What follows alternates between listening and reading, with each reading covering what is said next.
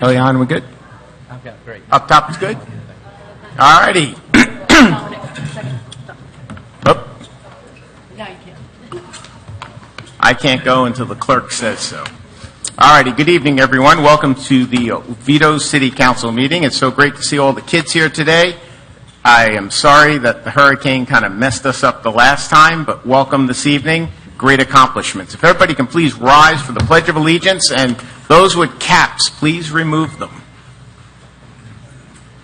I pledge allegiance to the flag of the United States of America and to the republic for which it stands, one nation, under God, indivisible, with liberty and justice for all. Thank you. Chief Coleman. There's too big a crowd tonight for Chief Buchanan. You're welcome. He did an excellent job. He did, actually. I don't know if your mic is on, sir. Good. Okay. If you'd like to pray with me, please bow your heads. Dear Heavenly Father, we come to you tonight to do the business of council. But at first, we ask that you continue to bless the people of the Bahamas that suffered such a terrible destruction in their home place.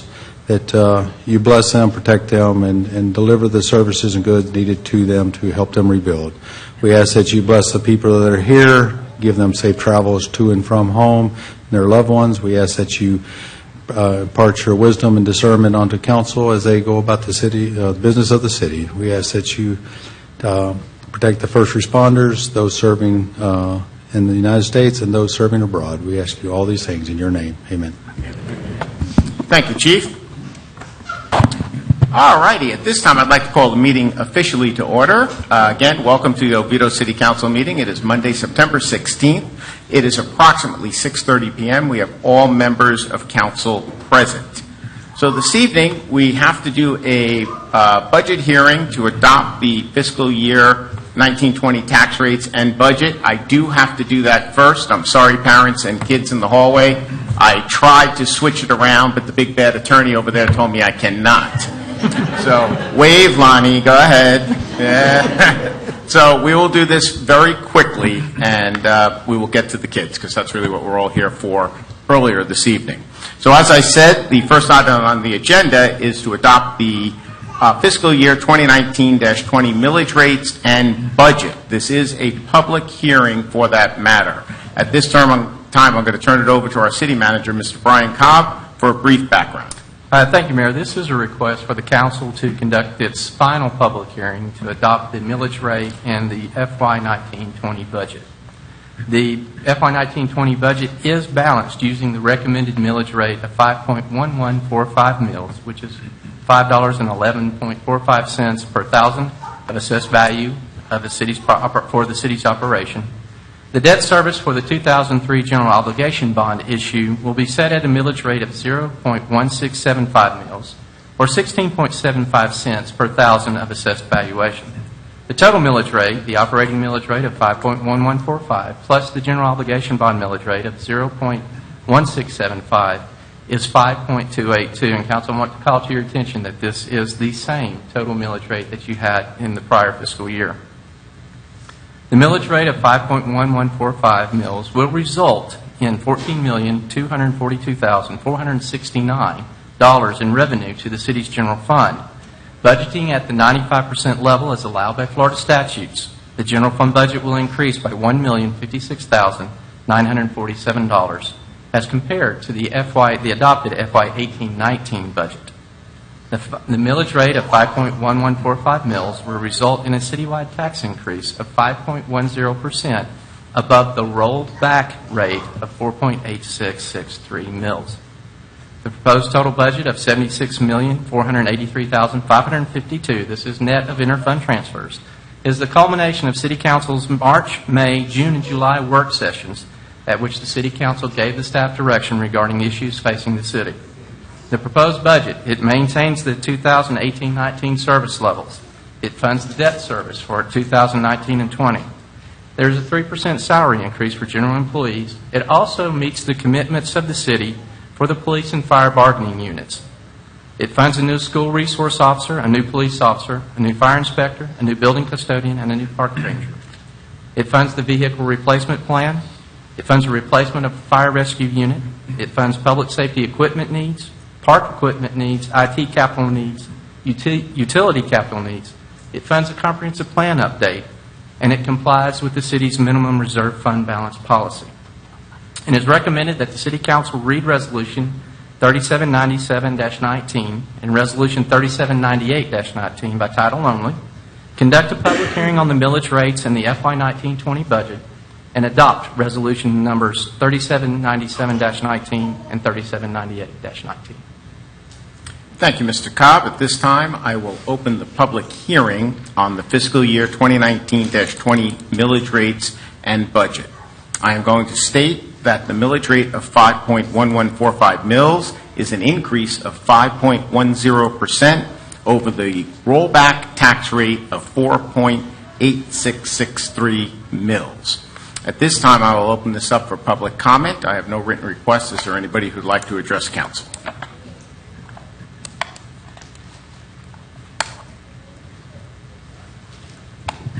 Seeing and hearing none, I will close the public comment portion of the meeting, and I will move over to the city attorney.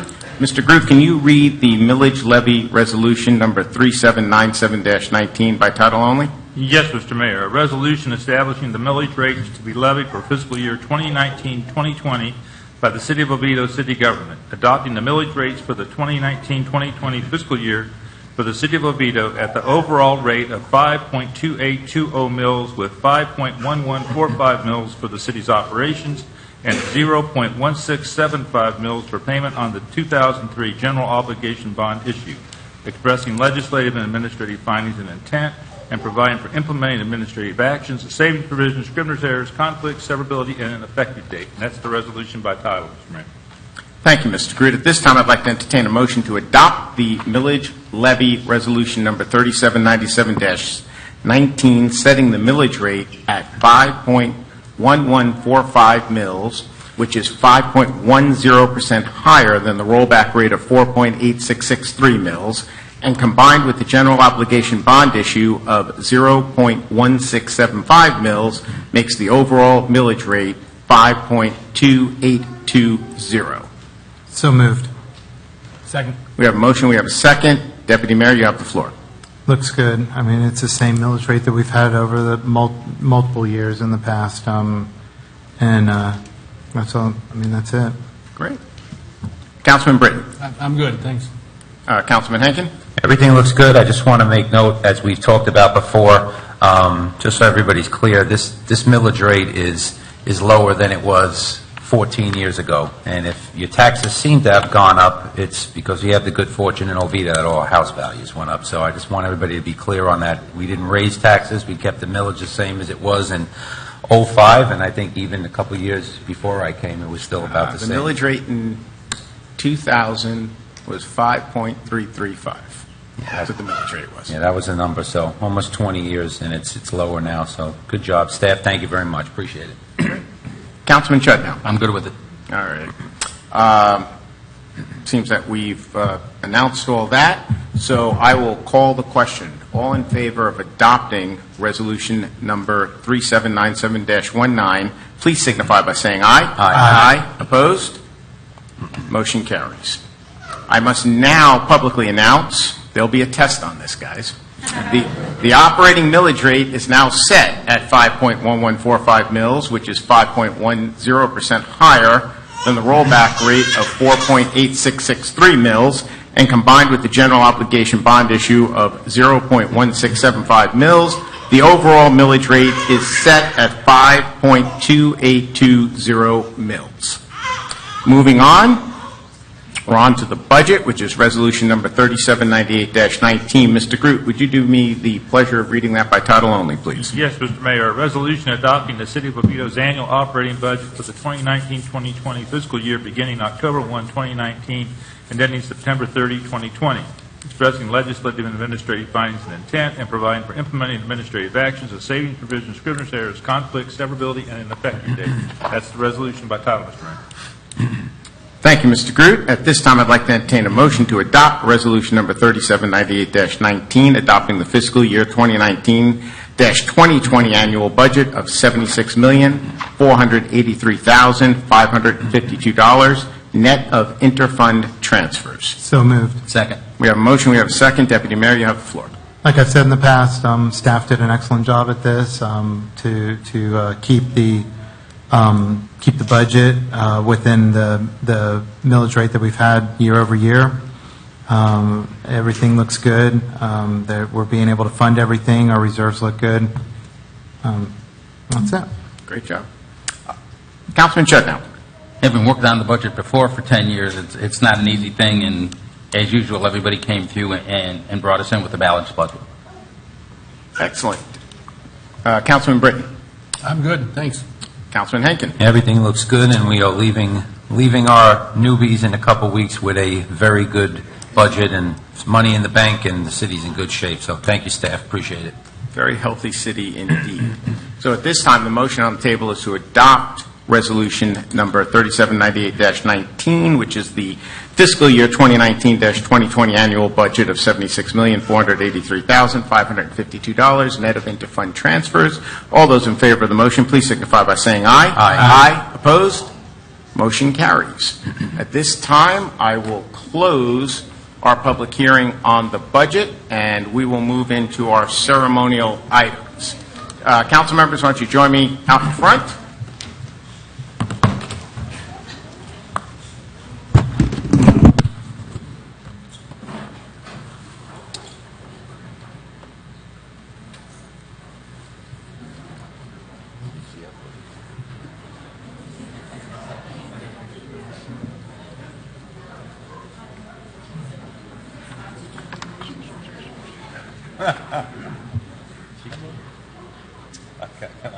Thank you, Drew.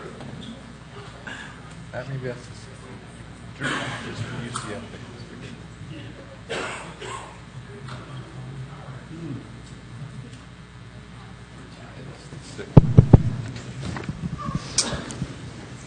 All righty, so this is about 2 weeks too late, but we're here, and let's celebrate some accomplishments.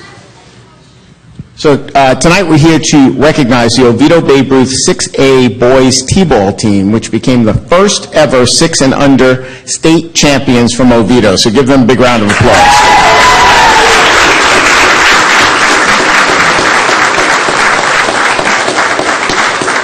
We also have the 10B All-Star Baseball team, which won the state 10 and under B championship. Give them a big round of applause.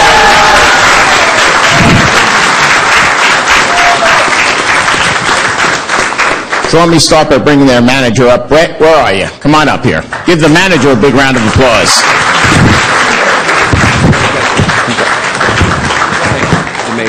The manager's Jordan Casey. Oh, okay. Well, you're listed here as the manager. I am so sorry. That's all right. All righty. I can't take the credit. He's got to take it. Come on up, Jordan. Jordan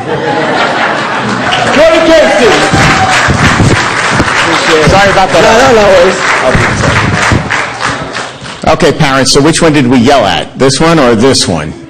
There you go. Okay, that's what I like to hear. That's what I like to hear. Let me turn it over, introduce the boys, have them come on in, tell us what position they play, and highlights and all that good stuff. Oh, boy. All right. You can do it. All right. Right.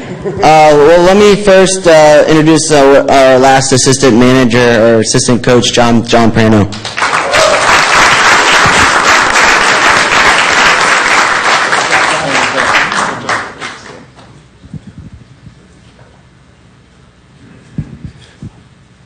All right, I'm going to start with 2 older boys. They have younger brothers on the team. They were awesome bat boys. They helped tremendously get these boys up and going every game. So I'll start with Kyle Galarza.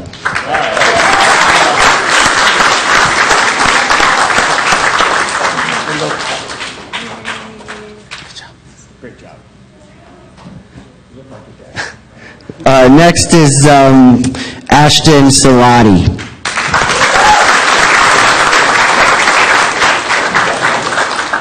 Good job, dude. Great job. All right, now I'm getting to the boys. First is Zachary Burleson. He played right field and catcher. No, it's okay. Great job. Great job, Adam. All right, next we have Xavier Rodriguez, left center and left field. Good job, dude. Great job, Xavier. Good job, Xavier. All right, next we have Trevin Drake. He played right field, left field, catcher. He did it all. Everywhere, huh? Utility. All right. All right, next is Anders Salati. He played right field, left center. You gotta smile. Great job.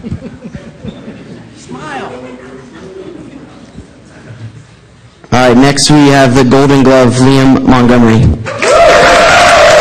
Left field.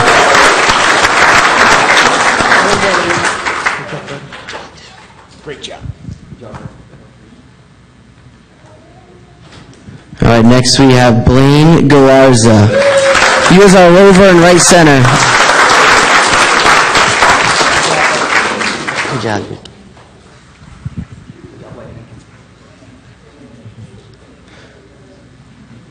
Who is that, Owen? All right, next we have Owen Bassett. He played pitcher, catcher.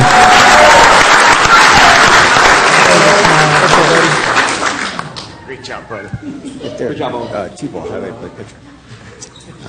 There is actually. Well, they don't. They just stand on the pitcher's mound. Oh, okay. Yeah, They just so take the position. they just take the position. Yeah, no pitching. All right, next we have Braden Duca. Played right field, catcher, and pitcher. Great job, brother. Good job, brother. He's going down the line as fast as All right, next we have our shortstop, Nicholas Kaysen.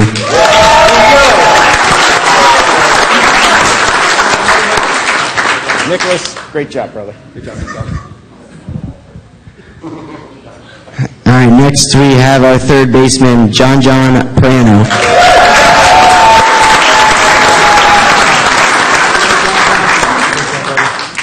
John, great job. Good job. And last, our second baseman, Dominic Icavone.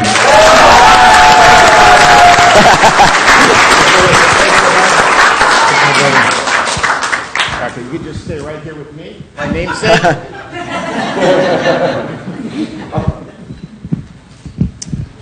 Ladies and gentlemen, your 6U Oviedo All-Stars, state champions. I'm going to keep this short and brief because 10 U's going to come in, but I'm going to say this very quickly. First of all, we can't do this without everybody here's support. So, citizens of Oviedo, this team, on behalf of the coaches in this team, we thank you very much. We really do appreciate you. Give yourselves a round of applause. Okay, boys, go ahead and line up front real quick. Line up, guys. Same line. Stay in one line. Go ahead. Line up, get your picture positions. And parents, please feel free to get up, grab your shot. Scooch over. Keep it tight. Keep it tight. We have no height problems this time. All right, well, while I have everybody here, Council, we thank you. Mr. Mayor, we thank you for appreciate you. We actually wanted to give you the very first autographs from the state championship helmet. So we appreciate you. Thank you very much.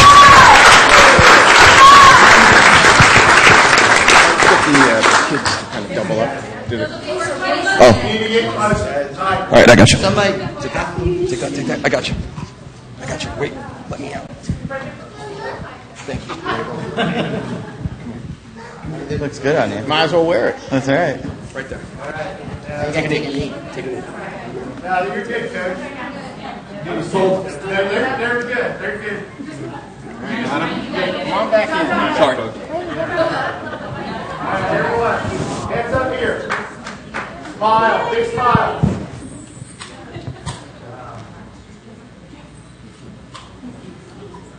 I've got it, man.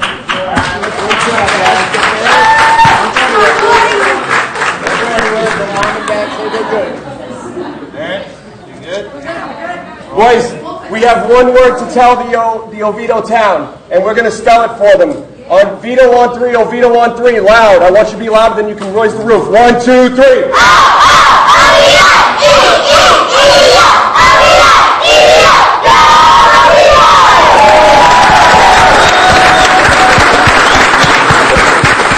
Great job, guys. Line up. Right here. Let's go. One line. Stand right there. Follow me. Let's go.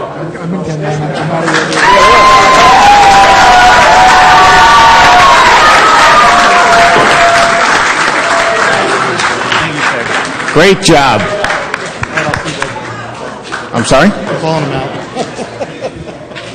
You're not going anywhere.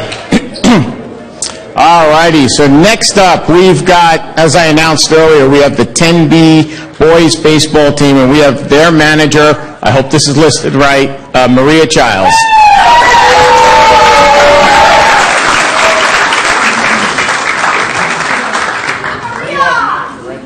Okay, just checking. Congratulations, great job. Here you go. You know the drill now. I do know the drill.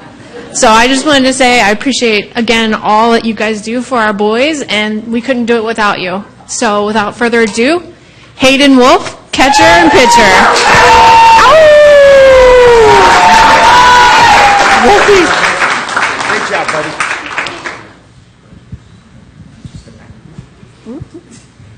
Connor McBratney, second, pitcher, outfield, first. McBrat.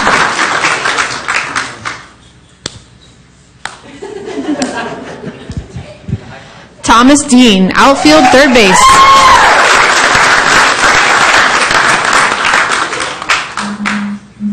Job, bud.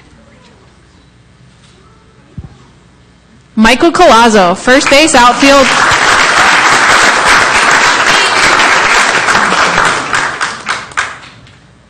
Job, Mikey. Great job. Brecken the Wall, outfield and all around good player.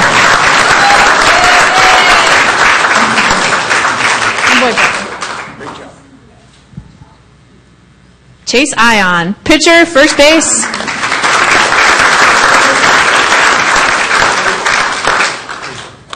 Good job, Chase. Great job, man. Kyle Indiana Jones.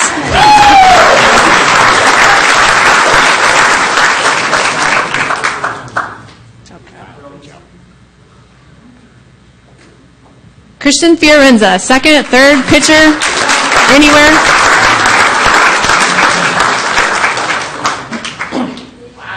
Wowzing. Great job. Colton Hatfield, shortstop, pitcher, first, catcher.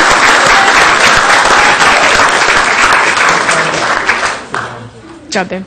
Great job, my friend. Last but not least, Clayton Chili Dipper Childs.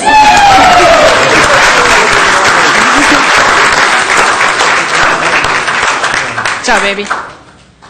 Show me your hands. All right, guys. Come here. Great job, guys. Come on up front. Rory. I think Rory went outside with the baby. You have any coaches? They won, but they're outside with the baby. Yeah. All right, line up. Scoot back here. Come on. My wildlings up front. My little triplets up front.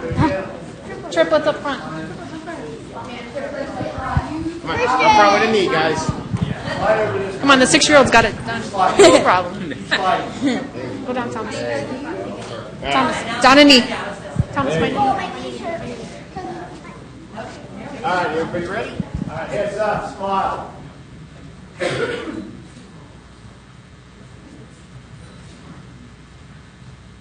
All right, parents, come on, move around, get your shots.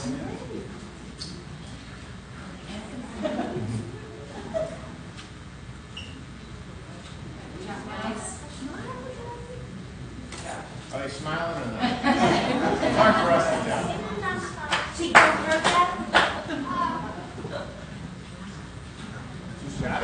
All right, here we go.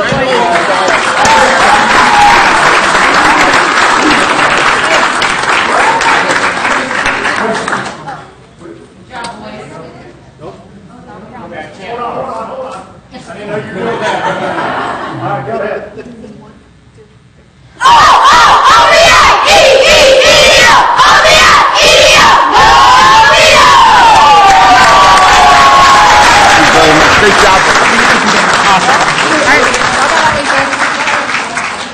Now that's what Oviedo is all about, guys. You know what? These kids, the schools, the academics, the athletics, you parents who make it happen. Thank you, thank you, thank you very much. It's been 20 years of doing this. This is what I'm going to miss the most, but great job.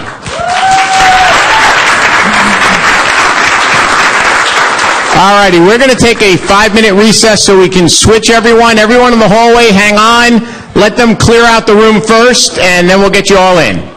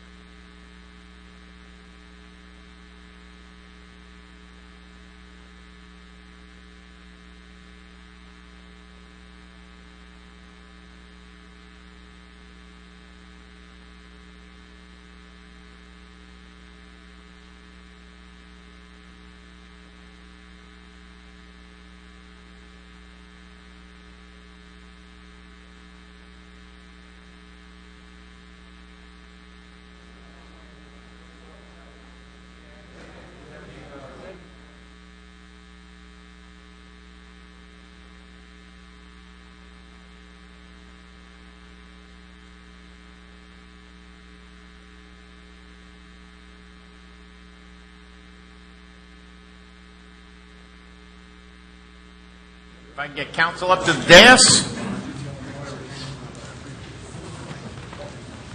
Looks like we've been able to make our switch.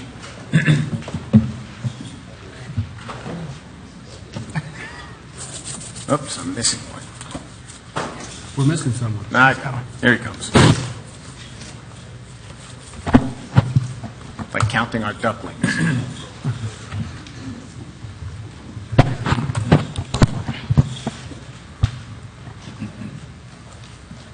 All righty, we're going to reconvene the City Council meeting. It is approximately 6:55 p.m. We're moving on to item number 3 on our agenda. That is the approval of the minutes for the August 26, 2019 work session and the September 5th, 2019 regular session. I'd like to entertain a motion to approve them both. So moved. Second. We have a motion, we have a second. Any discussion from my left? No, sir. No, sir. Nope. All righty. Hearing none, I'll call the vote. All in favor of the motion to adopt the minutes, please signify by saying aye. Aye. Aye. Opposed? Motion carries. Moving along, we're up to the public comment portion of the meeting. This is not the public comment portion for the hearing that most of you are here for. So the first item that I have is from Mr. James Shiflett.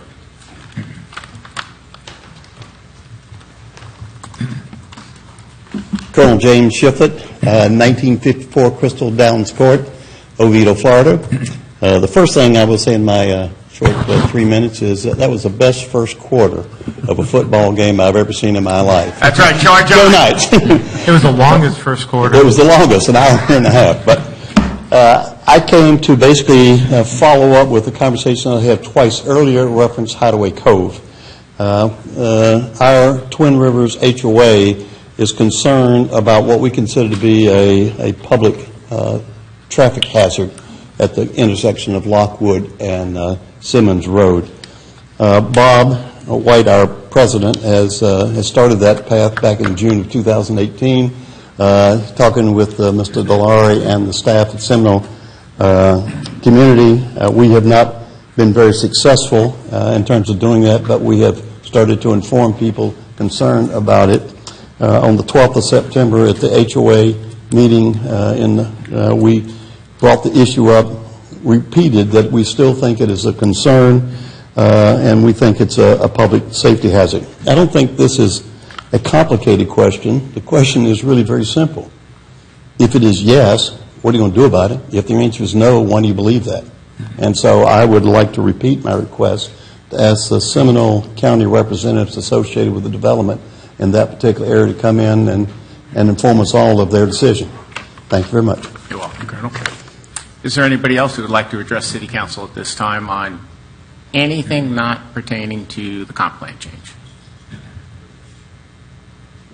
Seeing and hearing none, I will close the public comment portion and move on to the consent agenda. This evening's consent agenda are items number 5 through 14. What is the pleasure of council? Mr. Mayor. Yes. I'd like to make a motion to approve as presented. Second. We have a motion. We have a second. Councilman Henkin, you have the floor. No, sir. Everything looks good. Deputy Mayor, were you my second? Yes, I was. All right. Do you have anything? Everything looks good. Councilman Chudnow. I'm fine. Councilman Britton. Good. All righty. Same here. So the motion on the table is to adopt the consent agenda. All in favor of that motion, please signify by saying aye. Aye. Opposed? Motion carries. We're going to skip around on the agenda just a little bit, gentlemen. I'm going to bring up item number 18. We're going to bring that up to number 14A and dispose of that before we go into item number 15. So I'll give everybody a second to get down to item number 18. It's a simple appointment to the pension board. I think there is only one application, so I just need a motion for the appointment, please. Mr. Mayor? Yes. I'd like to make a motion to appoint Josh Maddox to the Firefighters Pension Board. Second. We have a motion. We have a second. Is there any discussion? Good man. I'm good. All righty. I meant Josh was a good man. I knew what you meant. There you go. Councilman Britton, anything? I'm good. No. Councilman Chudnow? Fine.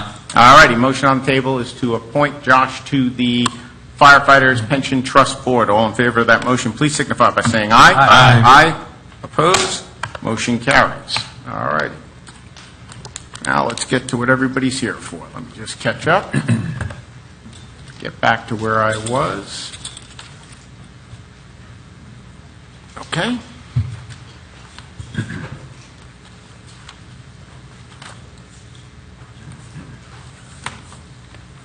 You're at future meeting dates, right? I'm at future meeting dates. They'll be in about an hour and a half. All righty. We are going to move on to ordinance number 1682, which is the Comprehensive Plan Amendment, Large-Scale Future Land Use Map Amendment. Now, I see a lot of new faces in here this evening. I'm going to make some announcements. I want everybody to heed to these announcements. If everybody follows the instructions I'm about to give, this hearing will go smoothly. It'll go quickly. Everybody will get to have their voice. First thing is we're going to be respectful and we're going to listen to all the information presented, whether it's by the applicant, by the staff, or by us. There is no, and I repeat, none, hooting, hollering, clapping from the audience. You will be removed. Keep your public comments when made succinct and to the point. NIMBY is not a legal argument. So don't just come up here and say, I don't want it in my backyard. Direct your comments to the issue, not to any individual in this room or not in this room this evening. Again, you will be cut off and you will be asked to sit down. The city does not control school capacity issues. So please, during your public comment, it is not a consideration. This is a system-wide issue as set by the state statute and the state legislature. This applicant has his required letter that he needs for this hearing this evening. He will need future letters if this moves forward. But as of right now, nothing about the school, guys. Nothing we can do. The city does not control stormwater design, so don't bring it up as an issue. That comes at site plan if they get that far, and it's controlled by St. Johns River Water Management District. Try not to be redundant. If your point has already been made up at the podium, there's no reason to make it a second time. If it's been made, it's been made.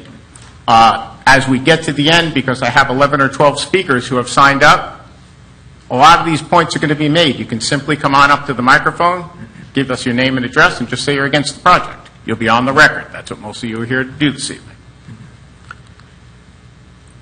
Once we close the public comment portion, because we'll go to the staff first, then we're going to go to the applicant, then we're going to go to public comment. Once that is closed, it is closed. There is no more public comment. There's no yelling out from the audience.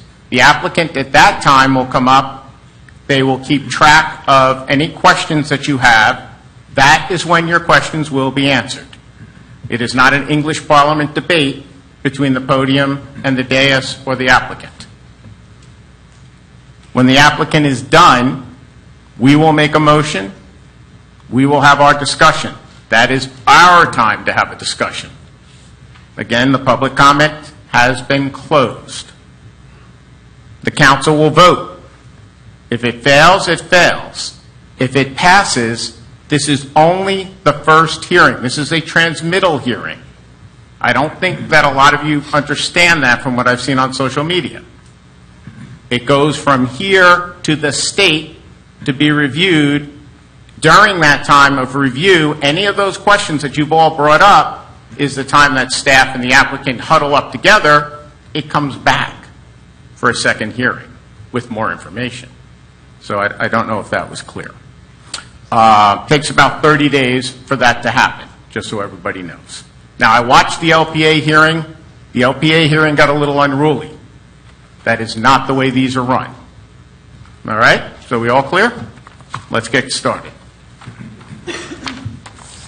Mr. Groot, can you call up the ordinance, or read the ordinance by title only for me, please? Yes, Mr. Mayor. Ordinance number 1682, an ordinance of the City of Oviedo, Florida, amending the future land use map of approximately 61.24 acres of land generally located south of Mitchell Hammock Road and east of Clara Lee Evans Way as follows. Approximately 23.02 acres from downtown mixed use south of Mitchell Hammock subarea DMU to downtown mixed use new downtown subarea DMU. Approximately 6.80 acres from rural R to downtown mixed use new downtown subarea DMU, and approximately 31.42 acres from rural to public, providing for legislative intent, implementing actions and savings provisions, Scrivener's errors, conflicts, and severability, and providing for an effective date. That's the ordinance by title, Mr. Mayor. Thank you, Mr. Groot. Mr. Cobb, please enlighten everyone. Thank you, Mayor. Madeline, if you could pull up the PowerPoint for us too, please.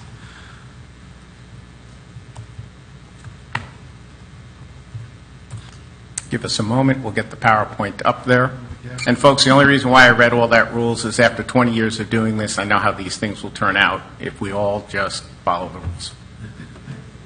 Thank you, Mayor. Tonight, the council is requested to conduct a public hearing and then to transmit a large-scale comprehensive plan amendment to the Florida Department of Economic Opportunity and the associated review agencies that go along with that.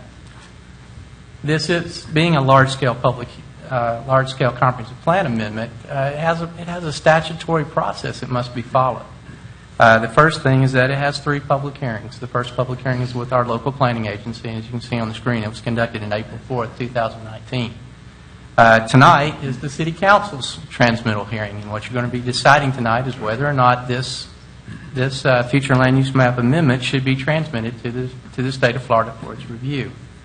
The Florida Department of Economic Opportunity and the associated review agencies, some of which are the Florida Department of Transportation, the Department of Environmental Protection. Seminole County is going to review it, as well as Winter Springs, the Regional Planning Council. There's a number of the State Division of Historic Resources going to review this. They have 30 days to look over the proposal and to get us any comments they may have back. We anticipate that the council adoption hearing will be held in November of 2019. If the council adopts the hearing, and adopts the land use map amendment, and that's not being done tonight. Tonight is just transmittal. It will become effective 31 days after the adoption if the Department of Economic Opportunity doesn't have any comments. Madeline, if we could go to the next slide. Subject property is 61.24 acres. It's located on the south side of Mitchell Hammock Road and on the east side of Claire Lee Evans Way. It does contain 56.93 developable acres. There are some wetland acres that are concentrated in the northeast part of the property that is adjacent to Lake Rogers. Go to the next slide, Madeline.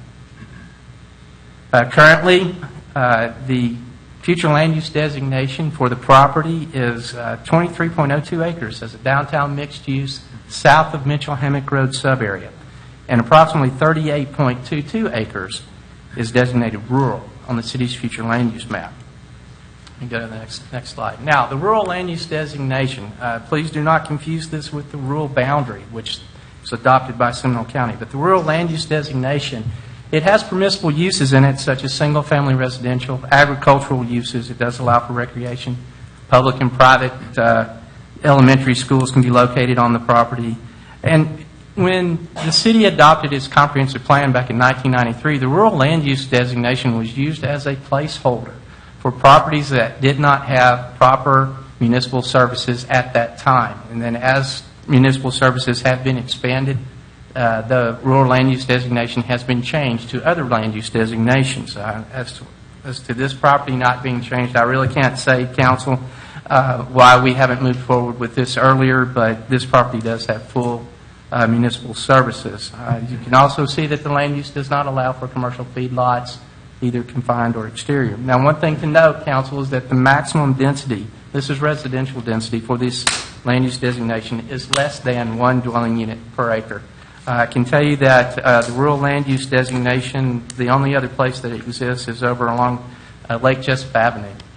And it's an area west of Lake Jessup that the lot sizes there comply with the rural land use less than one dwelling unit per acre. And so we have never really had an opportunity, really a need to change that area to a low-density residential. But that's the only other area that has rural land use. Madeline, if you... The western part of the property is downtown mixed use south of Mitchell Hammock Road subarea. Now, what this, as you can see, this calls for mixed use, but the one thing about it is that the comprehensive plan calls for a mixing of minimum and maximum percentages of uses. And so if you look at the minimum residential is 5%, the maximum is 30%. When you look at the non-residential uses, the minimum is 70%, the maximum is 95%. So development could occur with mixed-use development anywhere within those minimum and maximum ranges, but it cannot exceed them.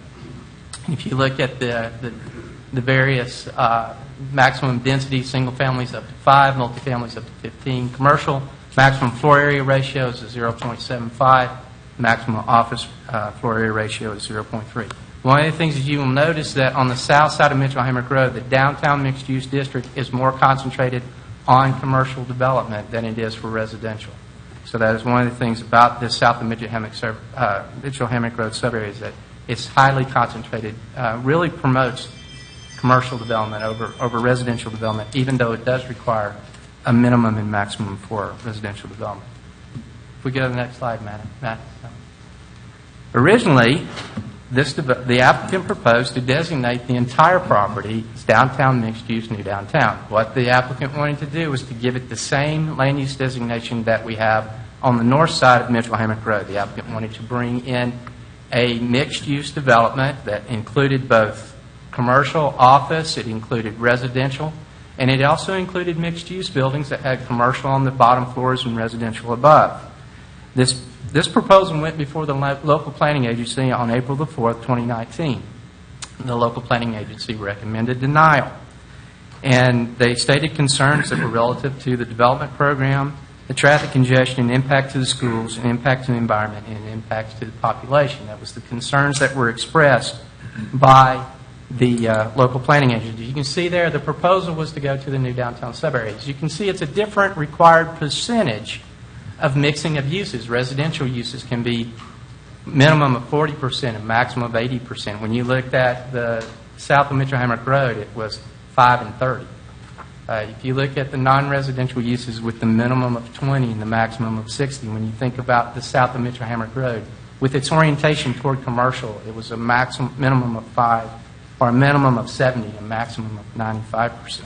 So it's a more balanced mixed use. It also is more of a promotion of what we call vertical mixed use. In other words, with the commercial office on the bottom and then the residential on top, you can see it's also it's a more urban development is what it is. Whereas the south of Mitchell Hammock Road, I would say, is on the high end of suburban development.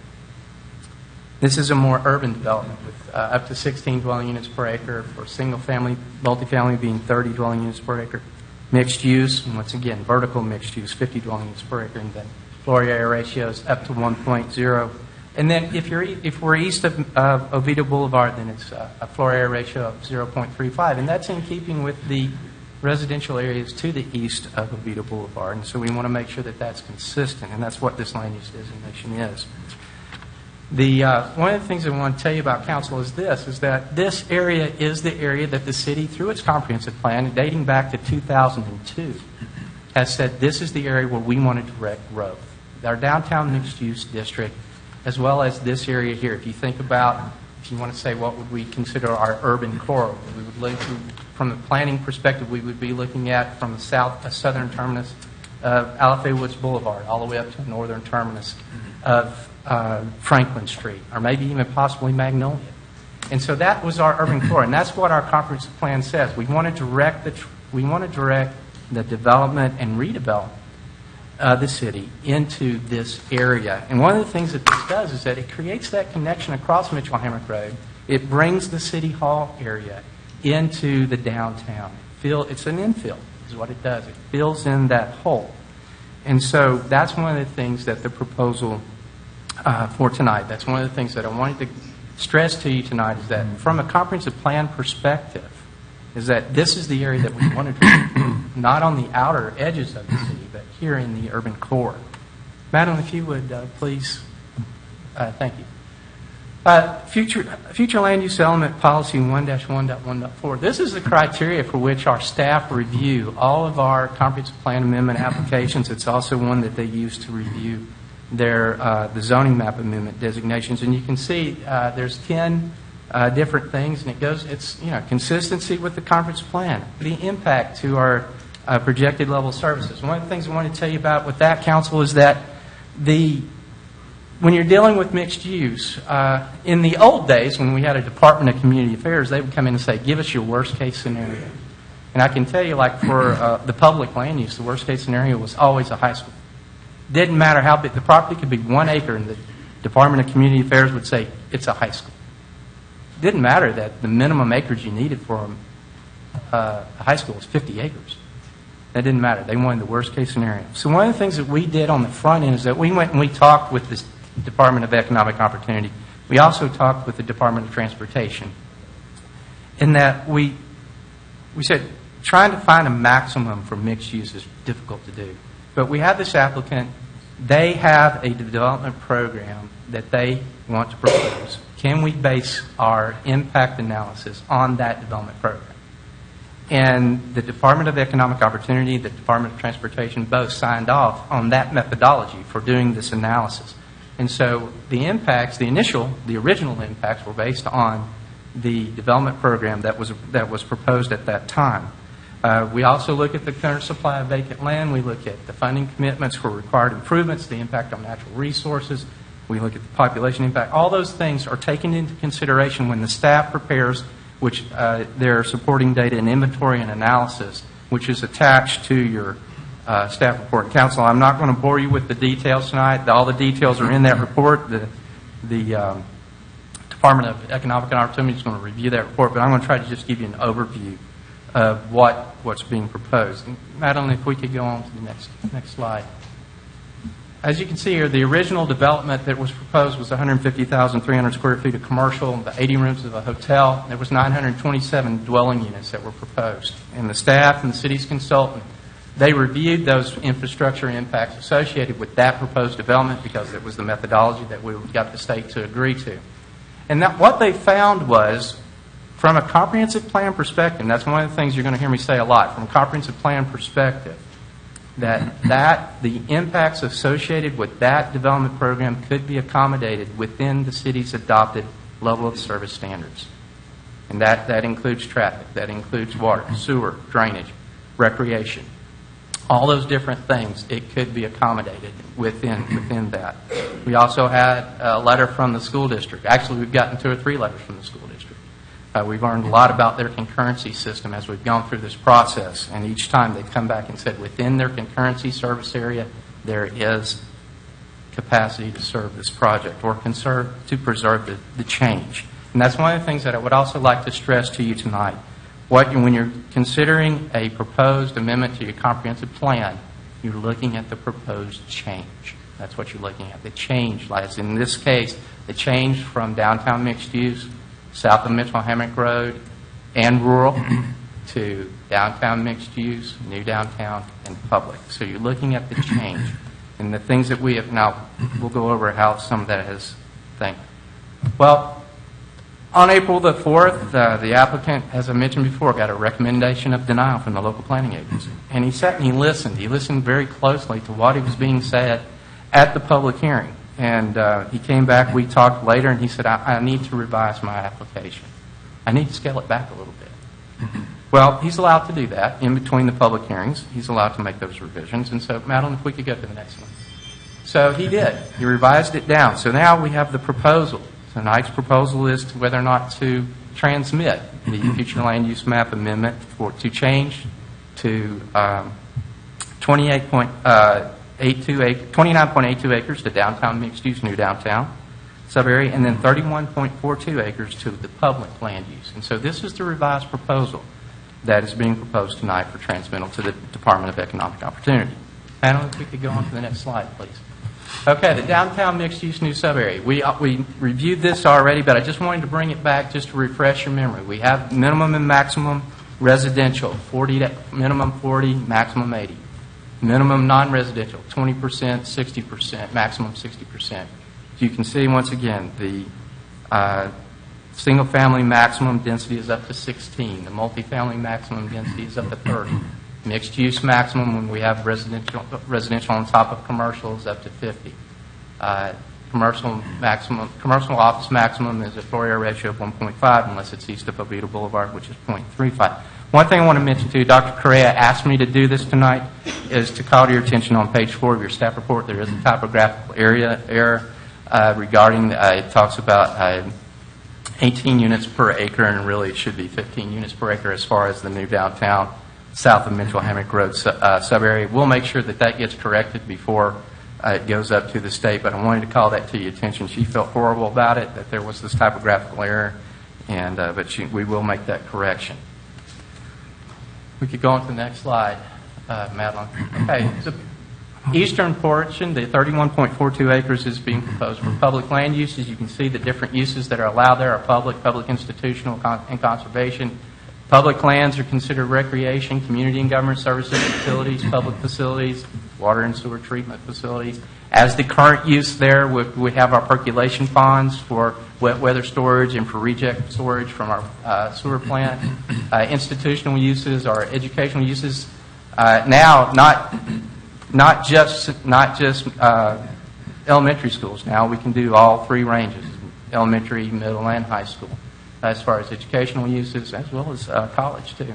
Cultural uses, religious uses. We have a maximum floor area ratio of 0.5, and so that would be the proposed land use for the eastern 31.42 acres of the property. And if we could get to the next one. As I mentioned before, the applicant scaled back his development. So the impacts, following the same methodology that we used in the first review, the impacts of the commercial was reduced from the 150,000 to 97,000 square feet. We also have 58,000 square feet 58,600 square feet of office. And then the total dwelling units is 600 dwelling units. You can see there they've gone to a mid-rise as well as age-restricted dwelling units. Now, once again, the staff and the consultants reviewed the infrastructure impacts associated with the proposed, with this proposed development, and they found that it also is can be accommodated within the city's adopted level of service standards. Madeline, if we go to the next slide. As this is a repeat of the earlier slide, Council, just want to remind you that the staff, when they do this review, they are basing it on the comprehensive plan. One of the things Dr. Correa mentioned to me today was that they also took a look at the downtown master plan and saw that this property was referenced in it as well. In looking at this element and the criteria, they did the review of the impacts of the new proposal. And Madeline, if we could go to the next slide. This is staff's findings. The staff did find that it is consistent with the goals, objectives, and policies of the comprehensive plan and the future land use map series. They found that the infrastructure impacts of the proposed change can be accommodated with the city's adopted level of service standards. They found that the proposed land use designations are compatible with the surrounding land use designations. They found, in the analysis of vacant land, they found that the only vacant land that's got the new downtown sub-area is directly across the street on the north side of Mitchell-Hammock Road, and that property is either in plan review or it's under construction right now. So as far as the amount of vacant land with the new downtown sub-area future land use designation, it's very limited, as well as the public land use designation. Most of the vacant land that's public land use is owned by the city, and it was designated that way on purpose. So the vacant land is limited as far as the two land use designations. The city and the applicant have been working. One of the things with the traffic analysis is that it includes the extension of Oviedo Boulevard to the south and connecting it to Alexandria. One of the things that our consultant found was that it creates capacity. It adds capacity to the city's street network, and so it actually helped in the traffic flow for the proposal. And that we are in discussions right now for a public-private partnership, similar to what we did with Oviedo on the Park, to look at the stormwater system, to look at this extension of the roadway. Madeline, if we go to the next slide. The city's environmental consultant didn't look at the revised program, but they did look at the original program, which was more intensive, and they didn't find any concerns as far as from an environmental perspective. The future land use map amendment also provides an opportunity to increase the number of the amount of non-residential lands for economic use, and that's primarily the 6.8 acres. If you look at the downtown, the area that was already downtown mixed use, it provides economic opportunity, but it provides more of a balanced economic opportunity than what the existing south of Mitchell-Hammock Road designation does. The land use will bring, it's estimated, 1,962 residents. One of the things that I wanted to tell you about, because I see a lot of times a lot of folks are going to say we have uncontrolled growth. And the thing about it is that since 2000, the city has grown at an average of 2.24% a year. And what that means from a comprehensive plan perspective is that we're not growing as fast as our comprehensive plan anticipated. And so what that means is that the population impact of this proposal can be accommodated within the 2025 population projection that's in the comprehensive plan. We do not need to go in and revise our population projections to accommodate this. Lastly, yes, the school capacity. As I said before, the school district staff has said that there is capacity within the concurrency service area. Madeline, if we could go to the next slide. Finally, based on all these findings that the staff went through and based on their evaluation, the staff recommends approval of the proposed comprehensive plan amendment to change to 20.3.02 acres to Dune Downtown sub-area, and then the 31.42 acres to public. Therefore, council has recommended that the City Council conduct a public hearing and approve a motion to transmit ordinance number 1682 to the Florida Department of Economic Opportunity and the associate state and regional review agencies. Thank you, Mr. Cobb. Is the applicant present?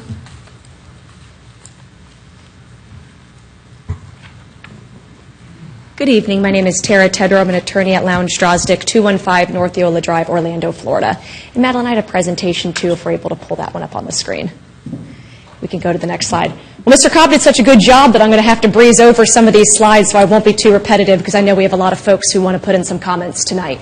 But this shows you the property as it sits now. You can see that what looks like squares on that property are our existing spray fields. So it's an underutilized site that the city has always contemplated would be part of an extension of a vibrant downtown. A downtown that would only be able to connect your old downtown, Oviedo on the Park, all the way through to your City Hall campus. If you look at where the project is situated, we're along some main traffic corridors. We're near existing single-family, multifamily, commercial, and professional offices. We have a couple renderings that I hope the audience was able to see before tonight, but otherwise we'll make sure that they're given the opportunity to see it afterward if they're not in the slides. We can go to the next slide. We'll go through a couple of these slides quickly because it just shows you the existing site conditions. If you run through these next slides, shows you that the land is currently vacant. It is just an existing property used, again, for reclaimed water spray fields that the city is currently under lease for with the existing property owner. If you go down to the next slide, you'll see that this is where the extension really makes the most sense. You have directly across the street from us Oviedo on the Park, which has created a wonderful new downtown, exactly what your comprehensive plan contemplates with a sense of place for the community.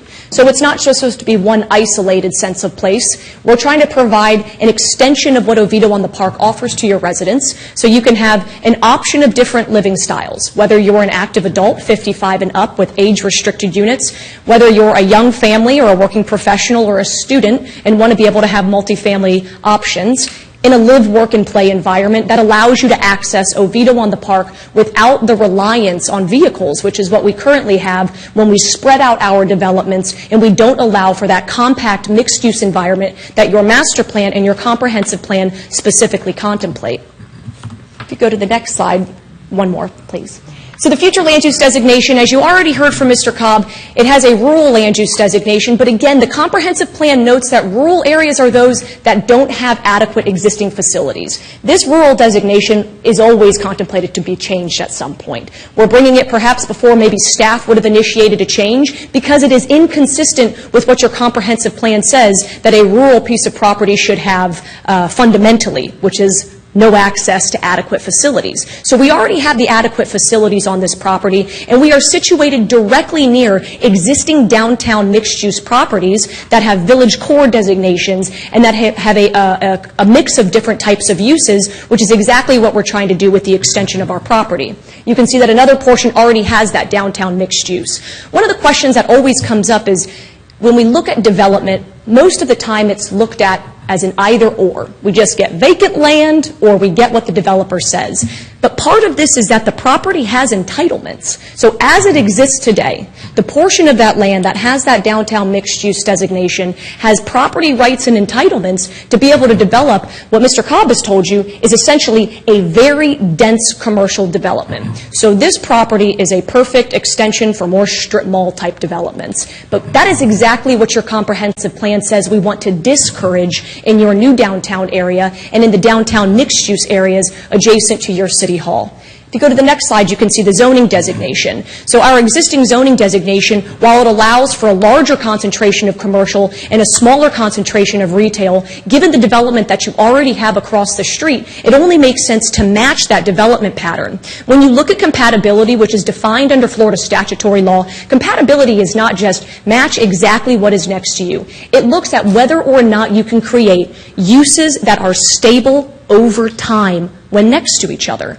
So that compatibility analysis tells you if we look at the single family around us and we have mixed use directly next to us, we have institutional uses, and what we're proposing tonight is exactly that. We are taking half of our acreage of our overall previously contemplated development program and saying that this is the city's to control. If you look at this picture, the old plan that we had was a very spread out, very dense, and very intense development program. And keep in mind, this development program met all of those 10 criteria of your comprehensive plan, even with the density and the intensity that we were requesting. But based on what we heard at the LPA hearing, we had a change. The change shows you, and this is a roadway extension that your staff drew up preliminarily, shows you that this allows for the city to have roughly 32 acres of property that it can control through a negotiated development agreement. That's a development agreement that has to come before you again for approval. Tonight is simply a transmittal.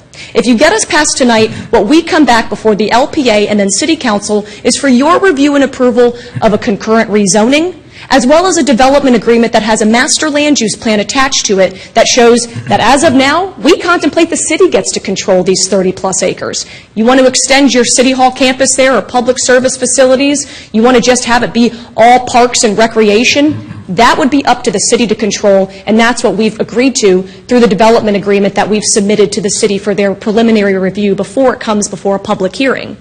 Then we have an extension of Oviedo Boulevard, and we have our remaining acreage that would be used for a development that is compatible with exactly what your master planning and your comprehensive planning says should be in your new downtown area. You could go to the next slide, Madeline. Thank you. So the site is part of the multimodal transportation area. It's also part of your designated development corridors area.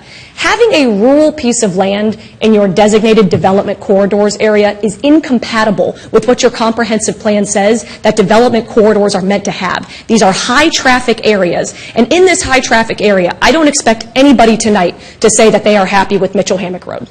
I don't think anyone's going to come up here and tell you that they like traffic in Oviedo. And we hear this often, but one of the things to think about is that this has always been meant to be a corridor for a lot of cars. And when we talk about traffic later, we'll show you that in the end, the development program that we are proposing is actually less than what would be generated. And I know no one is going to believe the developer or the developer's attorney when they say that, so I would urge you to talk to Kakwan, who is your city's independent traffic engineer, and ask him any of the questions that you want specific to traffic, because I know a lot of concerns may come from the residents tonight. Next slide, please. So that shows you our updated conceptual layout. Again, we minimized our development footprint in response to what we heard at the LPA. There were some concerns that we were bringing too much development too close to single-family residential to the east. Well, we have provided a 30-acre buffer. Now, typically my clients will provide a 50-foot buffer, maybe a 100-foot buffer. A 30-acre buffer is a significant buffering from those existing single-family uses that told us they didn't want any mixed use directly next to them. Now, even though your staff found that that would have been compatible and that we could have properly transitioned it with landscaping and other buffering provided under your code, we have still given that and said that is the city's to deal with if that's what they want. And even if the city tells us that you ultimately do not want to control this property, we have still hamstrung ourselves by putting a public future land use designation there, which means we can't come back and just extend out a mixed-use development over those 30-plus acres. We would be constrained by what the development programs permitted under public, which you saw include things like conservation or other city uses, very limited development opportunities. So we listened to what we heard from the residents. We listened to what the LPA said. We wanted to still provide that active adult lifestyle option. We wanted to still provide an extension of your new downtown. We wanted to provide the live-work area with a sense of place, with gathering spaces, parks, walkways, amenities, gardens, entertainment areas. We wanted to give those different options, not to compete with, but to complement what you already have with Oviedo on the Park. And we can accomplish that with a smaller footprint than what was previously requested, given the feedback that we heard at the LPA hearing. Next slide, please. So you already heard Mr. Cobb go over this in great detail about the differences between the development programs. So what I think is important comes on the next slides.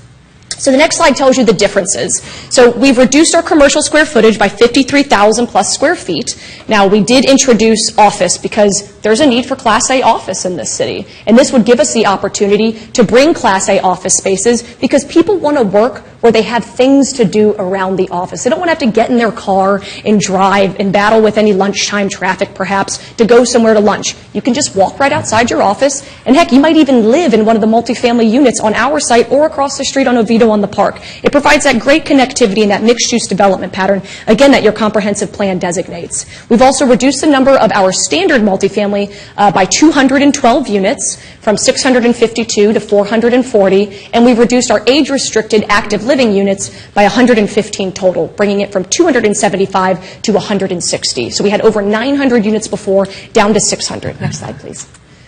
This gives you another updated development program showing the differences in the requests, so 700 square feet less of overall retail commercial office, 327 fewer dwelling units, and 31.42 less acres total that we're even asking to develop on. Now, over 700,000 square feet of commercial is permitted by right today on our 20-plus acres. Again, we could put a very dense commercial development on that property by right. By right means we come in with a site development order application, an architectural development order application, and we have to meet all of the requirements under your code. And short of asking for waivers and variances, we can develop. But instead, we want to do something that actually meets the intent of your comprehensive plan and actually meets your long-term master planning goals. So the proposed development program has been reduced through that negotiated DA that will control the project. So if anybody says, they're telling you that they're going to have this smaller development, but under the comprehensive plan, they could have a much larger one. By the time we come back for a second reading, which would be an adoption hearing of this comprehensive plan amendment, you will have heard our rezoning application along with our development agreement. And if we don't stick to any of the promises that we have made you tonight in that DA, then you can turn us down on second reading. But we ask for the opportunity to be able to bring that back before you for your consideration and approval. Next slide, please. So our plan provides the city, again, through that negotiated DA, pending your approval, 31.42 acres of public land for you to control, directly adjacent to the existing single-family subdivision, provides for minimally intense uses, and serves as that buffer and adequate transition between mixed-use and single-family homes.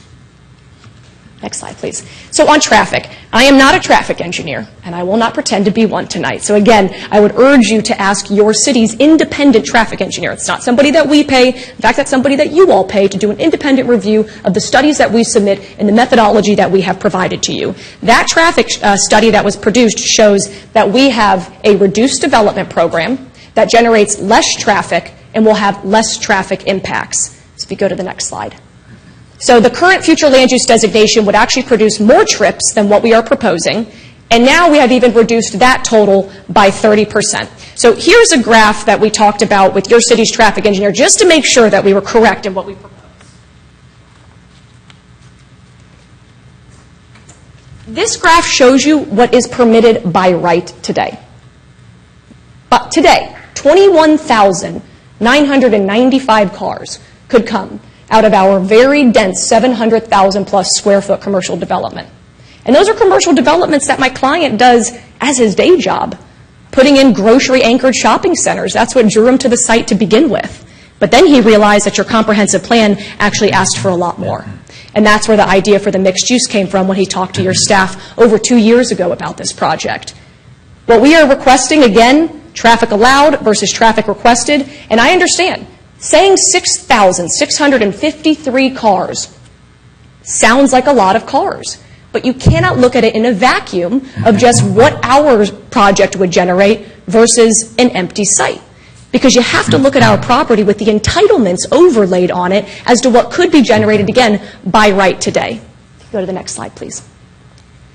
So with the Oviedo Boulevard extension, which we are still proposing, and again, the reason that we need some of the acreage that we have, we've already given up a lot, but if we just do our 23-acre downtown mixed-use by right development, there will be no Oviedo on the Oviedo Boulevard extension. There's no acreage for us to do it, and there's really no reason for us to want to do it. But we want to have this because of a mixed-use redevelopment of this property. So we would connect it from Mitchell Hammock Road. That goes all the way to Alafaya Woods Boulevard using Alexandria Boulevard. The benefits include things like a continuous parallel roadway to State Road 434. Reduces the need for local trips to commingle with regional trips on 434. You get local vehicular, bike, and pedestrian connectivity to Oviedo on the Park. You also have a visually appealing landscape boulevard that will be able to provide with a potential local bypass of the congested State Road 434 and Mitchell Hammock Road, and also can reduce some of those emergency times, again, if you're taking cars off of 434 and Mitchell Hammock. And if there are any questions, again, I'm always happy to try to answer them, but I would urge you to see if your city's traffic engineer is able to give you some more detailed analysis about exactly how they came up with that independent review of our methodology.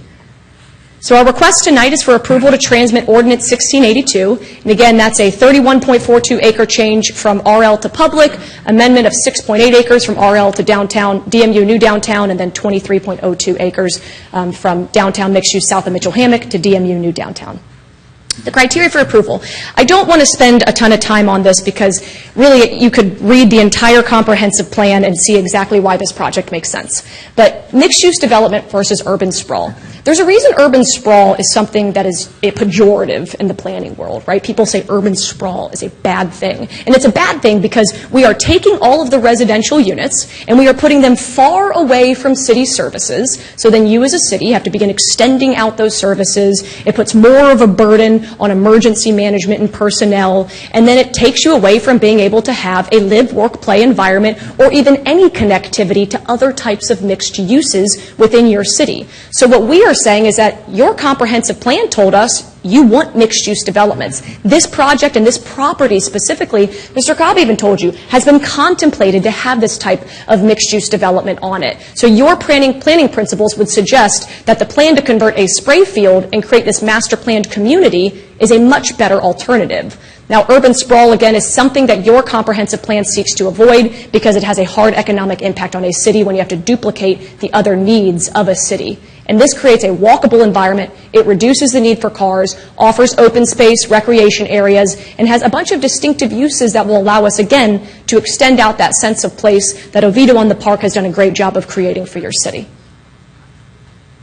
So there's the policies that Mr. Cobb outlined for you, so we'll go to the next slide talking through those in some detail. I'm not going to read all of this out to you, but all of this is taken directly from your comprehensive plan. Your comprehensive plan notes almost ad nauseum the principles of a mixed-use community and why you want this for sustainable development. There is not enough acreage in the city of Oviedo to think that we can accommodate the needs for Class A office space, for multifamily living, for active adult, and for a vibrant mix of commercial and retail uses anywhere else. You have to look to these downtown urban cores to be able to put those uses to create consistency with the goals and objectives and policies of your comprehensive plan. Again, these are not the developer's words, are not our applicants' words. These are words taken directly from your comprehensive plan that talks about the exact type of development that you all want, saying that the city of Oviedo in the past has recognized a lack of sustainability in its existing land use pattern. And that's something that you can begin to combat. We're not asking you to take away single-family subdivisions. We're just saying that those are not appropriate for this downtown urban core that has already been created through your long-term master planning process. Moreover, it talks about how your comp plan specifically encourages infill and redevelopment with mixed uses and densities and intensities that support transit, walking, and bicycle options. And it only can be supported, that shift in transportation, that dependence on vehicles, through complementary changes to land use development patterns in the city. So that's the type of effective partnership, public and private, that policy 6-1.1.10 talks about, that we're hoping to bring tonight and bring back before you with our negotiated development agreement. In addition, the impact on established and projected levels of service. You already heard Mr. Cobb tell you that in all of the different areas that were analyzed, there is sufficient capacity not only to accommodate what we previously had proposed, but it certainly can accommodate the much smaller development program in comparison to what we had proposed previously. Also talks about compatibility. Remember, you don't just look at identical pre-existing land uses. You see how we can complement those land uses. And that is a sustainable development pattern over time. And we're putting residential near residential, commercial near commercial, mixed uses near mixed uses. We're allowing there to be city public lands next to city public lands. We are trying to create and fill out, again, that infill development of your urban core. There's already a current supply. When it asks about the current supply of vacant land already designated, the downtown mixed-use new downtown sub-area is in Oviedo on the Park. Again, that was part of the compatibility analysis. Where else is this in the city? Directly across the street from us. Funding commitments for required improvements. Again, this is much less dense and intense in Oviedo on the Park. We are working with staff to create the pro formas for all of our specific improvements, including any relocation of public safety buildings or potential relocations of city halls or city-owned developments and public land use designation portions of our property, which will be contained in that negotiated development agreement. Impact on natural resources. This is always a question that comes up in any hearing, is people have concerns, and rightfully so, about environmental impacts. As it stands now, your staff, in their professional opinion, has concluded that we would not have an adverse impact. We still have to go through a site development order, That site development order, again, requires another level of your professional staff's analysis and any other regulatory agencies who have oversight over our development, such as water management districts or FDEP, to be able to evaluate whether or not we meet local and state criteria for our development. Tonight is not the time to talk about those types of impacts in specificity because, again, you actually have to submit all of your soil reports, your geotech surveys, your environmental reports. Those come at a later time. From all the preliminary analysis, though, your staff has concluded, based on what we have submitted over the last 2 years, that there is no adverse impact on natural resources. Population impact, again, you heard that there is enough in your comprehensive plan has contemplated an increase in the population, and we are well within the confines of what you have already contemplated to be able to sustain in terms of growth. Consistency with efforts to increase the supply of non-residential lands available for economic use. Again, your comp plan talks about wanting to be a full-service community with a range of uses to serve and support your residential population. We don't just want to have commercial strip center after commercial strip center. We want that vibrant mixed use for a reason. And consistency with efforts to increase the provision of a viable mixture of land uses in a compact, walkable area that is accessible to the full range of feasible non-motorized and motorized transportation modes. I think that is an actual summation of what our project is. We are proposing exactly that. We don't want to have a community where everyone drives everywhere. You should be able to walk and bike places, and you should be able to live, work, and play in close proximity to each other, and that's exactly what we've tried to achieve through our development program. And again, impact on schools, we won't go into that because it's already been analyzed. School board's already given us a letter saying that it can withstand and that there is the ability for us to have enough room in the schools as it stands today, but we still have to go through that review later. And finally, I've alluded to your downtown master plan policies. Won't read these verbatim to you, but all of your downtown master plan policies talk about and analyzed your city's demographics. Talks about how you want specialty retail, restaurant uses, targeted to families. Those would succeed in your downtown Orlando. You want to create a sense of place with a mix of retail, restaurant, residential, recreational, cultural uses. And that's exactly what we want to create with this project. We are thrilled for the opportunity to come into the city of Oviedo and be able to bring what we think is going to be an incredible project and a legacy project to be really proud of in the future. And that will do a great thing, not just for the community, but also help to bolster the developments around us, such as Oviedo on the Park. If you have any questions, again, the request is for approval tonight of Ordinance 1682, consistent with your professional staff's recommendation for approval. We are happy to answer any questions you have. I'd ask for the opportunity to respond to any comments that come from the public. All righty, thank you. Any questions right now, or? No. Not right now. No, not right now.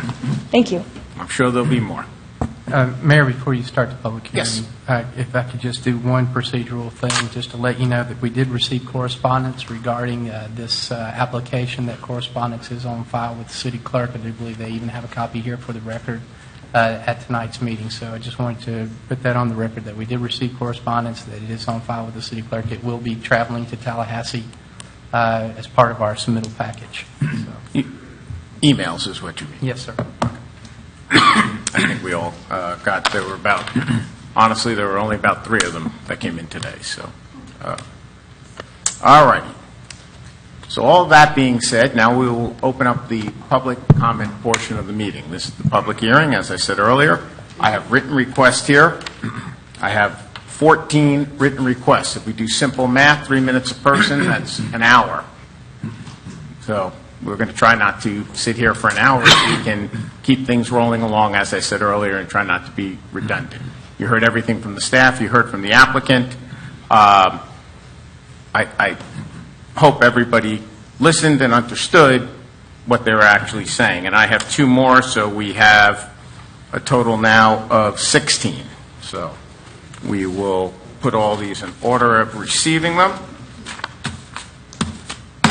and we will go from there. So I'll open it up. I'll start with the first written request, and that is from Ed Giglieri.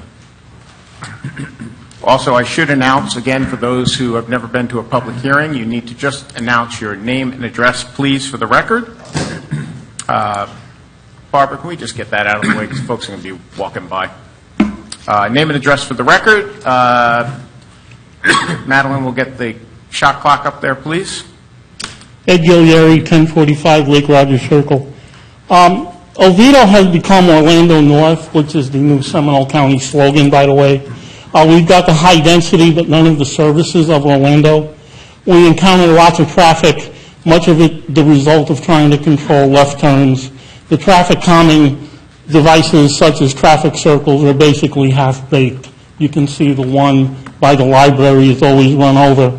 The new proposed Oviedo Boulevard extension will probably be just a two-lane road with curves, probably a traffic circle or two, and will result in even more congested left turns going towards Alexandria to Alafaya Woods Boulevard. The extension will be of great value to the developer, but really not much to the citizens. The so-called relief to Mitchell Hammock, which has supposedly been advertised as Broadway, won't be fully done until 2023 or 2024. And currently, Mitchell Hammock does need to be widened, but rubber bumpers are used to block traffic. Wow, that's really traffic engineering. Now, yes, it is in the law that schools are not to be considered in development considerations, but servant leaders would consider them, especially when the car lines grow. Mitchell Hammock on Stenstrom, when you make the right to Alafaya Woods Boulevard in the morning and the night, that's backed up. Now, we're supposed to believe that the LPA board was wrong in its decision, that they decided a no, and that the developer went back and reworked the numbers and made it look pretty, sort of like lipstick on a pig. But basically, in my opinion, the city council has little respect for the LPA when it disagrees with the decisions. If it did agree, it would rubber stamp that no decision. Stop trying to add unlimited people to a tiny town. Stop trying to add unlimited people to a tiny town. What we are in need of, instead of more development, is a well-written term limit resolution. I'll be glad to help write that. The 22nd Amendment would be a good start. Thank you. Thank you. Next written request to have is from Megan Sladek.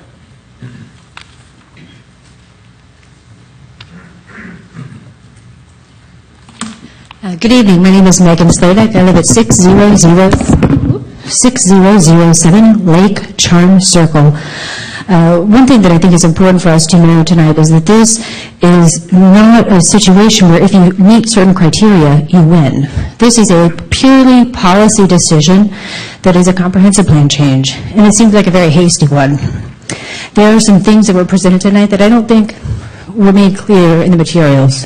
One is that I was under the impression that the developer would build Oviedo Boulevard at the developer's expense. In speaking with the developer, that's not the case. It would be by getting impact-free credits, dollar for dollar, to build anything additional that the city simply wanted. So that's a taxpayer expense. And I would guesstimate, if I'm just guesstimating, I'd say it's about $1 million of impact fees that we would not receive to address critical infrastructure. But you need to talk to the experts on that. Another thing stated was that the developer can do all of this by right now. And the developer can do all of this by right in 2034 when the city's lease on that land expires. So I'm not sure what the rush is to move towards doing that. Another miscommunication, I think, was that the developer will give a 32-acre buffer. I think a lot of people in reading the materials initially thought that would be for free, but it's not. And the only number I saw was one that was batted around on social media by someone sitting on the dais, and that was $7.5 million. So it looks like this may trigger a very significant expenditure of public funds, and when we don't necessarily need that much land or have a plan for it, I'm not sure what the benefit is to rush into something like this. Coming from the meeting with the developer again, my understanding is we only use 6% of the spray fields. That's 3.6 acres. So if all we need is 3.6 acres and we have not produced any rejected reclaimed water for the past 6 months, and again, I'm just going with what I was told, then perhaps we will continue not to produce rejected reclaimed water, and we will increase our delivery of reclaimed water and not need the spray fields at all, which would then make us perhaps hasty and rushing into a situation where we may trigger an $8 million investment. Thank you. Next written request I have is from Nicole Friedemaker.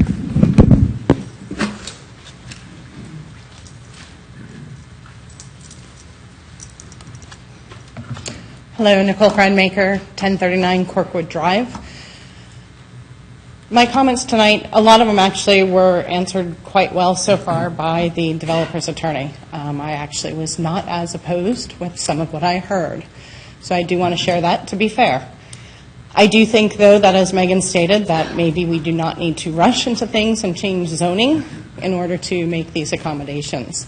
I would like for council to consider a moratorium on zoning changes in the comp plan that are already existing for a couple of years until we see how some of this additional development works out and how traffic patterns get fleshed out.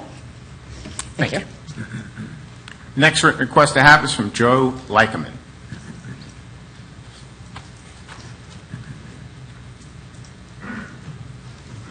Hi, Joe Lycum, 818 Orangewood Drive in Oviedo. I've lived in Oviedo for about 14 years. I moved here because it was a rural suburb outside of Orlando. We might have similar letters in our name, but we're not Orlando. We're not North Orlando.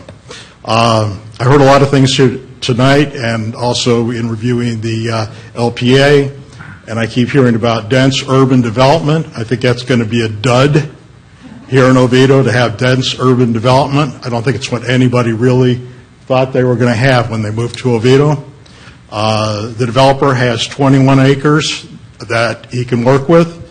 I think the remaining 38 acres should remain in the rural. You're not going to see anybody taking any DMU or public land and converting it back to rural in the future. The rural is a buffer. It's giving a buffer to a lot of folks. It's a buffer for the traffic. And traffic is a problem, and it's gotten so much worse in the last 5 years in Oviedo. That's all I have to say. Thank you. Next, I have a written request from Harold Buell.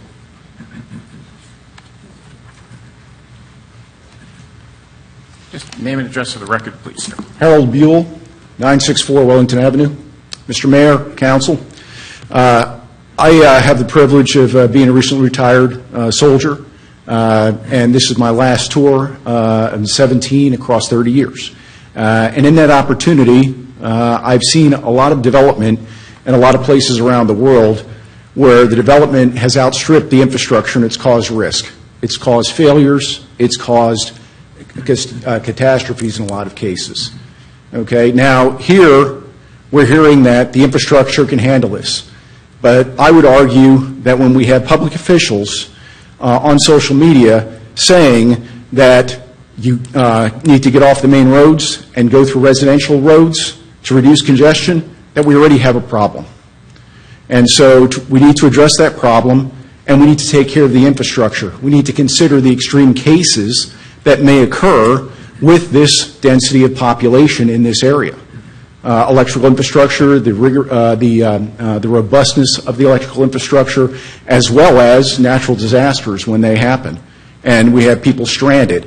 And we don't want to put that situation and go into that situation until we have the infrastructure and we have the basis in place. Okay, development or not, okay. But we need to go and look at the infrastructure. And right now, the metrics that I've seen are very elementary. They are linear. They do not take into account the complexities of a modern urban environment or even a suburban environment. And I've seen this. You know, the parasitic dependencies on the metropolitan area created situations in Seoul, South Korea, where we had residential areas and suburban areas outside that main metropolitan area that grew faster than the infrastructure, and it created risks and caused risks to the population. We don't want cars speeding through our neighborhoods, putting our children at risk as they're going to the bus stop, people walking their dogs. The main roads are there for the primary flow of traffic. Okay? The infrastructure that we have is not sufficient, again, especially given the statements that we've seen on public media, that we're putting people to drive through residential areas. And so with that, I just want to say that the strategic plan, the dates I've heard, 1993, 2002. Maybe we need to consider that those things need to be updated. And change always happens. But if we look at the seal up there and we see what's on the seal up there, you know, it's not about development and buildings and roads and traffic lights. You know, it's about a sense of community and a sense of purpose. That's what Oviedo has always been about. And I think that until we get the structure in place to support this development, that we are not ready for it. Thank you. Thank you. Next request I have is from Jamie Makos.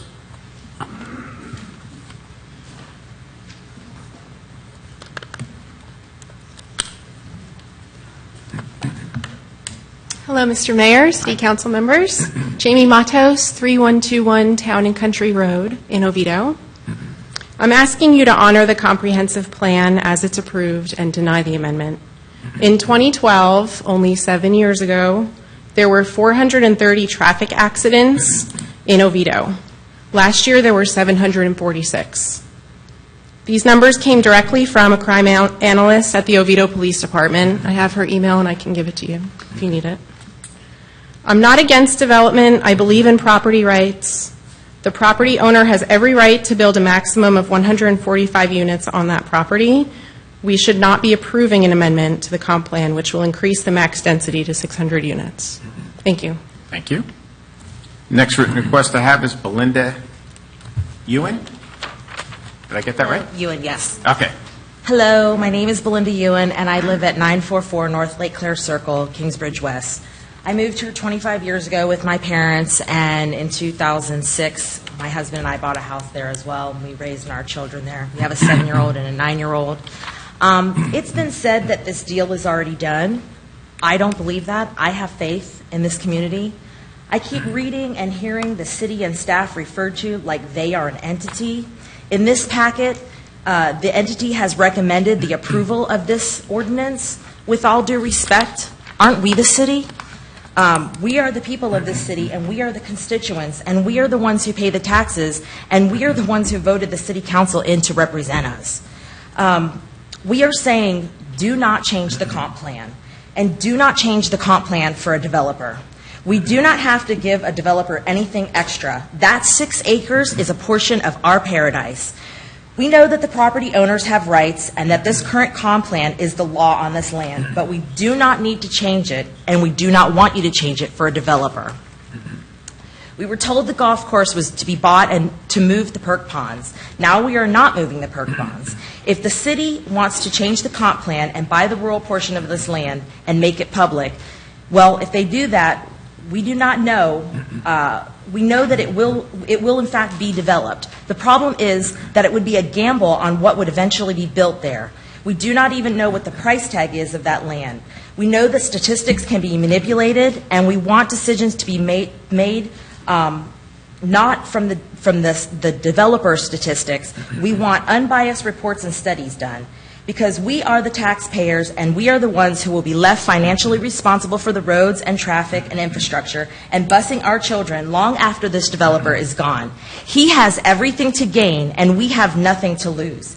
Please listen to us. You are making deals with the landscape of our lives. Do not change the comp plan. If you do, he gets the gold mine. We get the shaft. Next written request I have is Pamela Smith. Hello, Pamela Smith at 1028 Corkwood Drive. I would first like to voice one specific concern, not relating directly to the proposal itself, but to the lack of transparency shown to the citizens of Oviedo regarding this large-scale project. As a citizen and taxpayer, I am extremely disappointed that my local government does not do a better job informing its citizens in a timely manner on these important issues, as well as encourage them to share their opinions and be willing to receive feedback in a respectful dialogue. This is not how to build trust, cooperation, and civic unity. I even thought about using my entire 3 minutes just addressing this issue alone, but I'm going to leave it at that. Right now, there are bigger issues at stake. So this new and revised proposal, which claims to be restructured based on consideration to the comments, concerns, and desires that the citizens spoke of at the last LPA meeting, is not anything near what the people asked for. I was at that meeting. Yes, we need affordable housing, and also affordable housing to include our senior community, but that's not what this is. This is just more luxury apartments, and there is no mention in the packet on the affordability of the senior housing. Someone, and certainly not everyone, also indicated at the last meeting that putting a park on the rural portion would be nice. Well, allowing the city to buy this land does not guarantee us a park. And what are we paying for this rural land? Also, how much will this so-called passive park cost? We, the citizens of Oviedo and taxpayers, have not been provided these important details. Absent this information, I envision our city in the near future will likely be lured into rezoning and selling this land for profit just to address the debt we have accumulated from buying it. How much will the silos cost that are needed to treat the water in order to move it to the golf course? How much impact fees is the developer getting to build the new road? Is it dollar to dollar, so I've heard? Then we are essentially paying for a road that is not part of our comp plan and only needed because of this project. So to break it down, essentially we are giving the developer 6 acres of rural land to be developed on, and a free road, new zoning, so he can increase density by 493%, and we get an overpriced piece of public land that we don't really need. Council, we don't have enough answers to our questions. And again, the lack of transparency is just such an issue for me. There are so many variables and moving pieces to this, and it's not fair to ask the support of the taxpayers without complete and full disclosure and providing answers to our questions. We deserve that. Our comprehensive plan is our Constitution. It is and should remain our guiding force for all future activities until 2025. Changes to this plan should not be taken lightly and only be made when they serve the best interest of our city and the people that reside here. Yes, the plan is due to be updated in 2025, but that's 5 years away. We need that time to address the current infrastructure issues, and I realize we have a plan to do so, but rushing a change in our comp plan to amend the future use of this piece of land is not in the best interest of our city. We should not amend our Constitution simply because a developer wants to do more than what is currently allowed. Pam, your time is up. Thank you. Miles Solerio, did I get that right? Okay, I'm sorry, I just couldn't quite read it. I apologize. Good evening, Mr. Mayor, City Council members, concerned citizens of Oviedo. My name is Miles Solerio. I've lived here for 28 years. Served in the military, supported 8 combat tours in Iraq and Afghanistan. I'm here today because I'm really concerned, because I see 2 key words, arbitrary and almost capricious. I'm speaking here not because of a NIBI, not in my backyard. I live at 1310 Lake Rogers Circle, that east border over there. I enjoy the area tremendously, as are other concerned citizens in and around the border area. I'm not going to invent an urban legend. I'm simply here because I'm concerned. The timing is one of the things I want to talk about. The timing of this whole thing. Since April 4th, we've come a long way. The plan is released on the 12th of September. Sir, address the council, please. On the 12th of September. We haven't had that much time to look at it, but I just extracted a bit of that information. Adding 74,000 square foot retail commercial, a restaurant, fast food, a general office area is a good approach, but there's excess capacity. Go to Oviedo Mall, you can look at it. You go to other areas, there's empty spaces. The other thing is the traffic congestion. Be as it may, the study, I'm used to seeing that rubber thing that comes across the road, that box on the side, that does the actual traffic count. What I think I said, I can develop an Excel spreadsheet with metrics on it to do a simulation and come up with numbers you can like. So with that all in mind, the action going forward is, I beg the City Council to not adopt this requested CPA 1682. Plan is a 4-letter word. It's work. It takes time. It takes work. It doesn't come overnight. With that, that's all I have to say. Thank you. Thank you. Next written request I have is Philip Gold.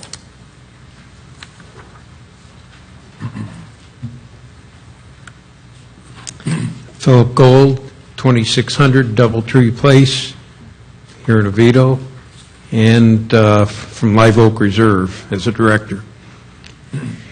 I urge the City Council to vote no on any change to the comp plan amendment.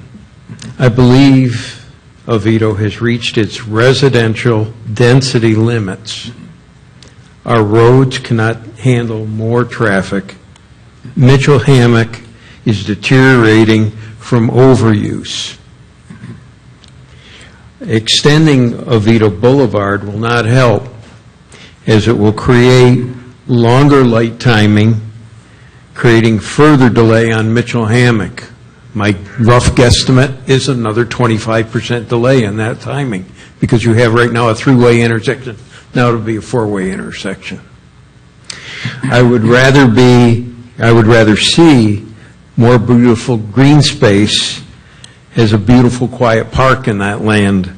Of course, the city might have to buy it to do that, but it would help to save our environment and our sanity on the road. Thank you. Next written request I have is Marilyn McStay.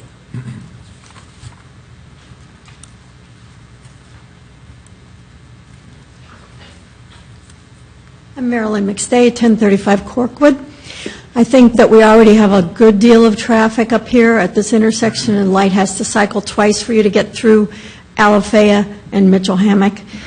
And last time we had a meeting, our long-term planning committee recommended that we don't go through with this, so I'm questioning why are we still talking about it? Are we not taking their recommendation?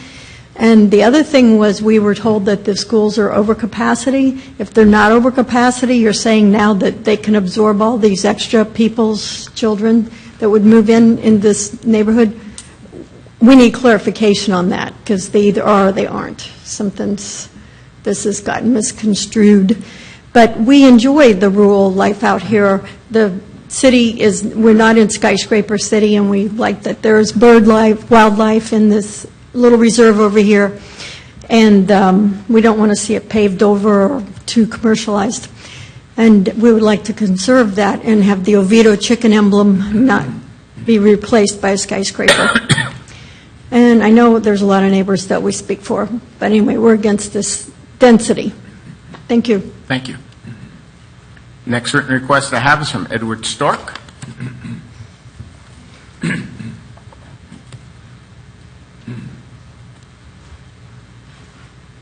Good evening. Edward Stork, 1046 Schaefer. One of the most challenging things for a citizen to do is understand exactly what is involved with this comp amendment plan. There are several elements within it that I do not understand, and there are several elements I disagree with. But the vote on this plan should be a community majority. I'm not an attorney. I'm a college educator. I'm no different than the overwhelming majority of the tax-paying citizens here in Oviedo.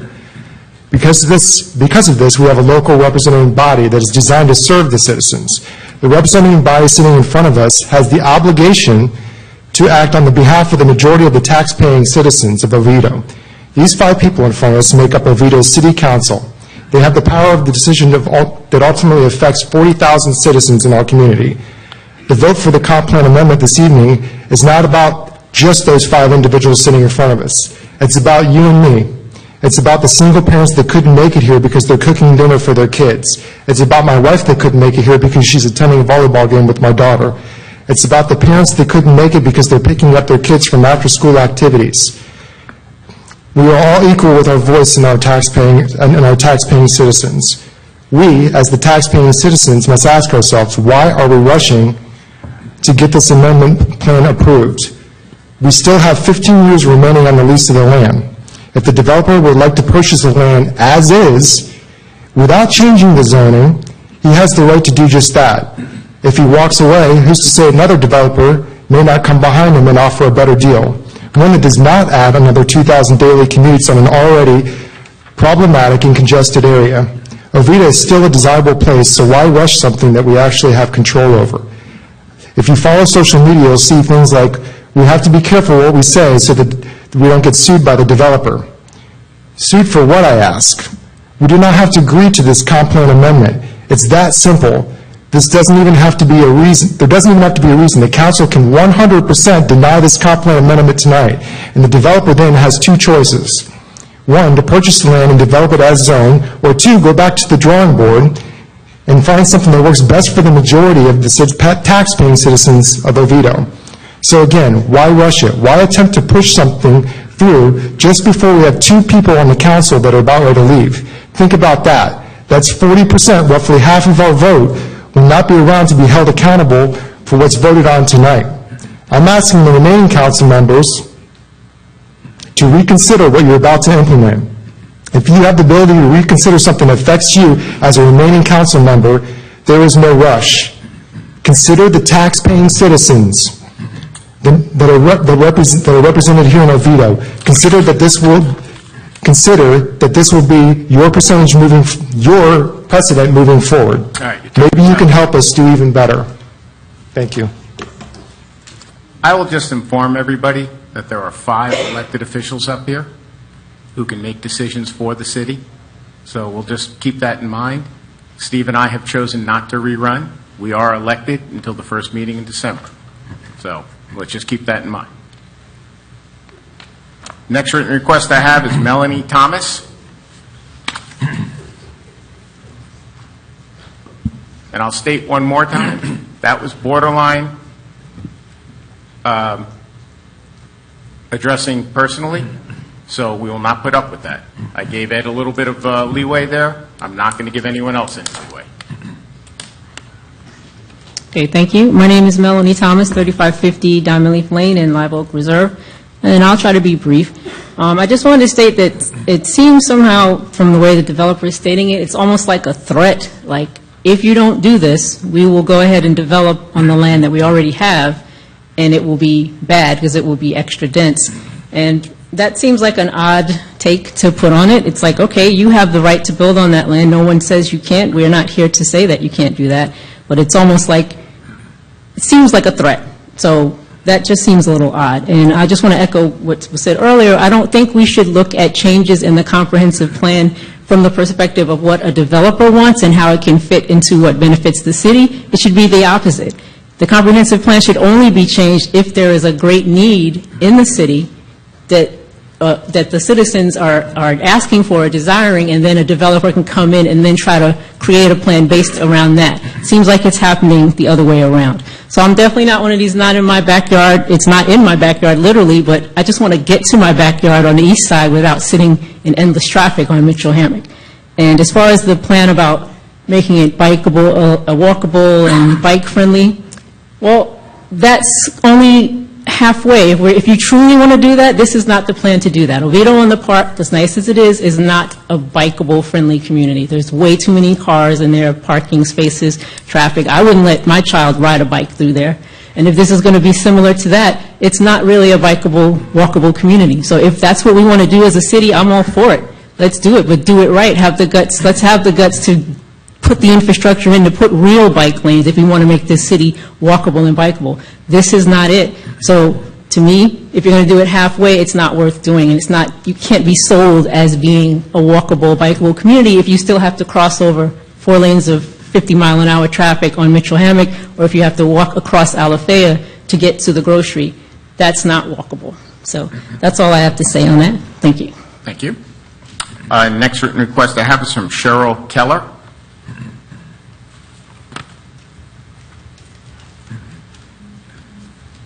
Good evening. Cheryl Keller, 1047 Mealy Street. I oppose this development, this proposal, for all the reasons that have been stated. In addition to that, if we are going to allow this development to go through now, what's the city and the citizens getting out of it? Are we going to get the $1.725 million in savings that the city is going to save over not leasing that land for the next time of the lease? Are we going to get Oviedo Boulevard paid for? by the developer, or is that going to be on the citizens? I'm looking at this and I'm seeing the citizens really aren't getting a lot. We're getting more headaches, more frustrations.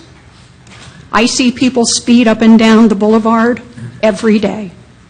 Someday, one of our children is going to be in front of that car. That's it. Thank you. Thank you. Next written request I have is from Jill Dunn.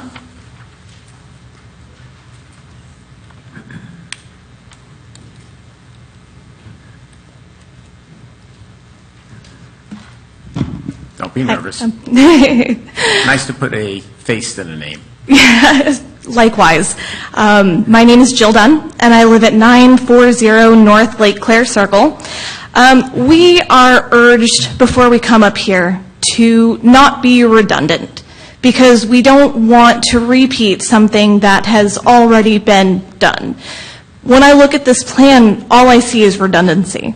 I see restaurants and shops, and we are developing that right across the street in Oviedo on the Park. Half of those spaces haven't even been filled in yet.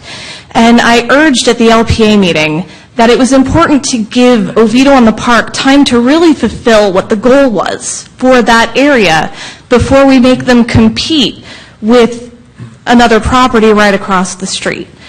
Additionally, we're told that this is part of the comprehensive plan. The comprehensive plan has been around since 2002. The comprehensive plan is set in stone. Well, that land's rural designation is set in stone as well. And it's been around a lot longer than that comprehensive plan has been. And I don't think that it's fair for us to be told, here we go, this developer has edited this plan just for you guys. Look, isn't this so much better, when it's still such a far cry from what a lot of us moved to this area for. When my husband and I went and looked at that house in Kingsbridge West, and the whole way we drove in, and it was the first time I had seen green in so long. And I know for you guys it may be underwhelming green, but it's a lot coming from the Cimarron side of town. And we thought, this is exactly the kind of community that we want. Kingsbridge does have a special amount of greens. Oh my goodness, the oak trees are just bananas. But so that's a big part of the reason that we moved here, because I could look across the horizon and I could see my community members. I could see my son's elementary school. I could see City Hall. Please don't crowd that out with buildings. Please don't crowd that out with multi-story, multi-family dwellings when we already have that in this area. And so the last thing that I want to say is that I am urging you to listen to the people who've come up here and been brave enough to speak, whose voices have cracked along with mine, because you guys are a very intimidating crowd, and to take note that exactly 0% of the constituents who've gotten up here tonight, 0 out of 16 people, have been in favor of this the way that it's been presented. Okay? I got 25 seconds left, and the Jets game just started. Yours. Yeah, so thank you. Yeah, the Jets are pretty pathetic right now, but they're not as bad as the Dolphins. So that was Mr. Mayor, I just want to say something that the young lady said that you always say. She said she felt a little intimidated. So do we all the time. Especially Dom and I with the New York accent. But I have to tell you, it's been 14 years, and you never are totally comfortable up here yourself, so don't feel bad. And we don't have that big a bite. We're probably more scared of you than you are of us. As a Long Islander myself. Yeah. And I don't know what anyone's talking about. I don't have a New York accent, so. All righty, next written request, and the last one I have this evening, is from Tom O'Hanlon.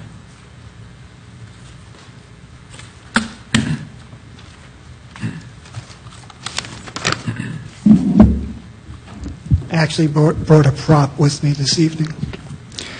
I certainly hear lots of fear of change. Good evening, Mr. Mayor, Councilman. My name is Tom O'Hanlon, and I live at 827 Division Street. I'm here to give a little historical perspective to your decision tonight. I've lived and been involved with the city for 37 years. Amazing how things have changed, and how much fear there's been through all of those years of change. I brought a memento here tonight. This is a replica of the first transportation bond the city ever issued. Tell me what road this is for. Mitchell Hammock. That is correct, Mr. Mayor. It is for Mitchell Hammock. $1 million. Your number's good, Mr. Mayor. On a road that was dirt, washboard that people would have accidents on, and then through orange groves to nowhere. And I'm sure there's people here tonight that would say, well, why did you only build 4 lanes? Why wasn't it 6? Why wasn't it 6? Why wasn't it 6 lanes? Well, at that time, there were no, that's right, I'll just count that. There were no other 4-lane roads anywhere near Oviedo.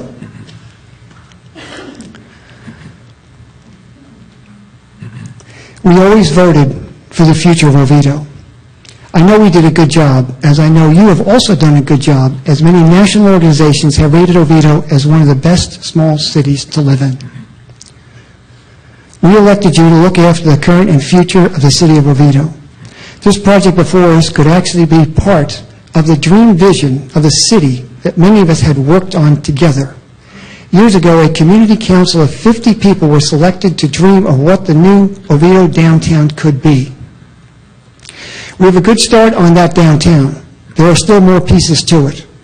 Besides the rebuilding of the old downtown, which will happen after the widening of State Road 426 and County Road 419 happens, which will help with some of the Mitchell Hammock traffic, there was this dream of a piece connecting Oviedo Boulevard to Alexandria near City Hall to help with some of the traffic problems. Okay, I was out of time, sorry. As Oviedo aged, there are citizens looking for a 55-plus community. Well, this project has all of these different packages, including our connection to Alexandria. Now that they've reduced the scope of the project, fits well in the future plans of our city. Developer could have just divvied up the downtown district zoned and sold it off as lots for fast food joints. And fast food joints pay the maximum price for land and maximize his profit, but he is not. He's living in our comprehensive plan to give us a great downtown. Many of my Oviedo city councils have shared my desire to always buy parkland when we could get it at a good price. Because we knew as development took place here, there would be either no land left or To wrap it up. cost too much money to do. Okay. All right. I will. You're good. Sorry. Sorry. Got to be fair. Okay. Thank you. You're welcome. All righty. That is the end of the written request, and I think a lot of points have been made. Is there anybody in the audience who would like to address the City Council? No, of course. Come on up. Just like everyone else has been doing, sir, name and address for the record first. That's all right. That happens all the time. Hang on. I think it got turned off. 1380 Lake Rogers Circle. Okay, I want to address the point of your public use area. I've seen a line drawn through the middle of Lake Rogers. Okay, this is a natural environmental area where environmental impact has clearly not been looked at. There are a number of protected and endangered species of birds and animals living in that area. There is, on the western boundary, which is the eastern boundary of your area, a layer of forest. In that layer of forest, every winter we have egrets nesting there. We have sandhill cranes on that lake. We have gopher turtles. We have painted turtles. We have the soft-shell turtles. We have several species of duck, two types of whistling duck, mallards. All of these would be eradicated by your plan of putting a park in there, drawing a line in there, wiping it out, putting in bicycle paths and benches. This neglects the wildlife. It's a natural wildlife area. It needs to be preserved as a natural wildlife area. This is a point which no one has made. So part of this plan that I'm opposed to is creating a park in the middle of such a wonderfully diverse environment for the wildlife. That's the entirety of my point. Great. Thank you. All right. Thanks. Anybody else like to address City Council?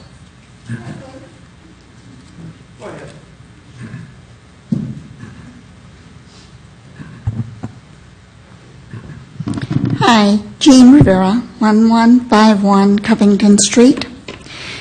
In terms of walkability, I listened in April and again tonight, and that kept coming up. But I'm still very uncertain how they are going to address walkability. Is that only for those residents that are going to live on that development? Because it's definitely not walkability to be able to cross Mitchell Hammock. And if you are using the new access road, walking along that doesn't seem that safe either.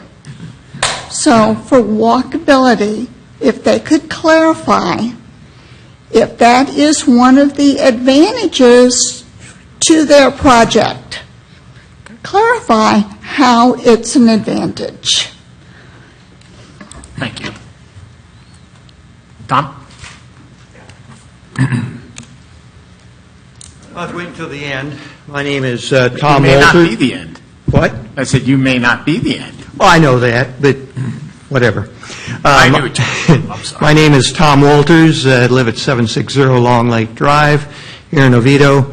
I'm the mayor that was sitting at the dais from 2001 to 2007. So I've got a little historical base like Mr. O'Hanlon does. And I might remind you that I am the mayor in my second term that beat Mr. O'Hanlon for the position of mayor. So my memory may be better than his. I don't know. But what I wanted to say is just that... That's your one free pass, buddy. Whatever. I just want to say ditto to pretty much what everybody else has said. I think until we resolve, and I agree with the presentation that, you know, this could be done nicely for the city and so on and so forth. But I said I've never heard the city address the traffic problem and what other alternatives we could do. One of the things I advocated when I was the mayor was to really get on board with extending McCulloch Road over to Little Econ. Now, there's some discussion about it right now by a developer, and although I don't necessarily agree with the developer's approach, I think that's something that has to be done. At the time I was mayor, I asked for a little research to be done, and approximately 30% of our traffic on McCulloch could be reduced if the McCulloch Road went over the Little Econ and connected 419 with Alafaya. It's probably gone up, Tom, actually. It's probably gone up in percentage from then. But Well, as I say, that was 12 years ago. Of course. The other thing I want to look at here, or mention that nobody else has, is residential properties, regardless of what the density is pretty much from a tax-based perspective, is a break-even event. What we receive in property tax for residential is going to pay for the services that our police and firefighters provide and what the recreation folks provide. So our real gain could be by having commercial property in there that would give us a tax base that would help bolster the city in many other respects. But the other thing this last gentleman brought up, or next last gentleman, was the endangered species. Now, we had a situation out on 419 across from a elementary school that this council, not this council, but the council at the time, held up for months and months and months trying to decide whether there were endangered species in a little splash pond where the developer wanted to build a drive-through gas station with a I was wondering where you were going. Now I remember that. Yeah, and I know at least two of you were on council at that time. That was a very good case of not in my backyard. So I just want you to look at that endangered species bit before you go further. Thank you, Tom. All right, is there anybody else who'd like to address the council? Wait, I need a gong. Don't you All right. My name is Michelle Thornton Bollinger. I live at 1045 Corkwood Drive. The one thing kind of been mentioned, but not really thoroughly mentioned, the cut-through that they're bringing to Alafaya Woods Boulevard.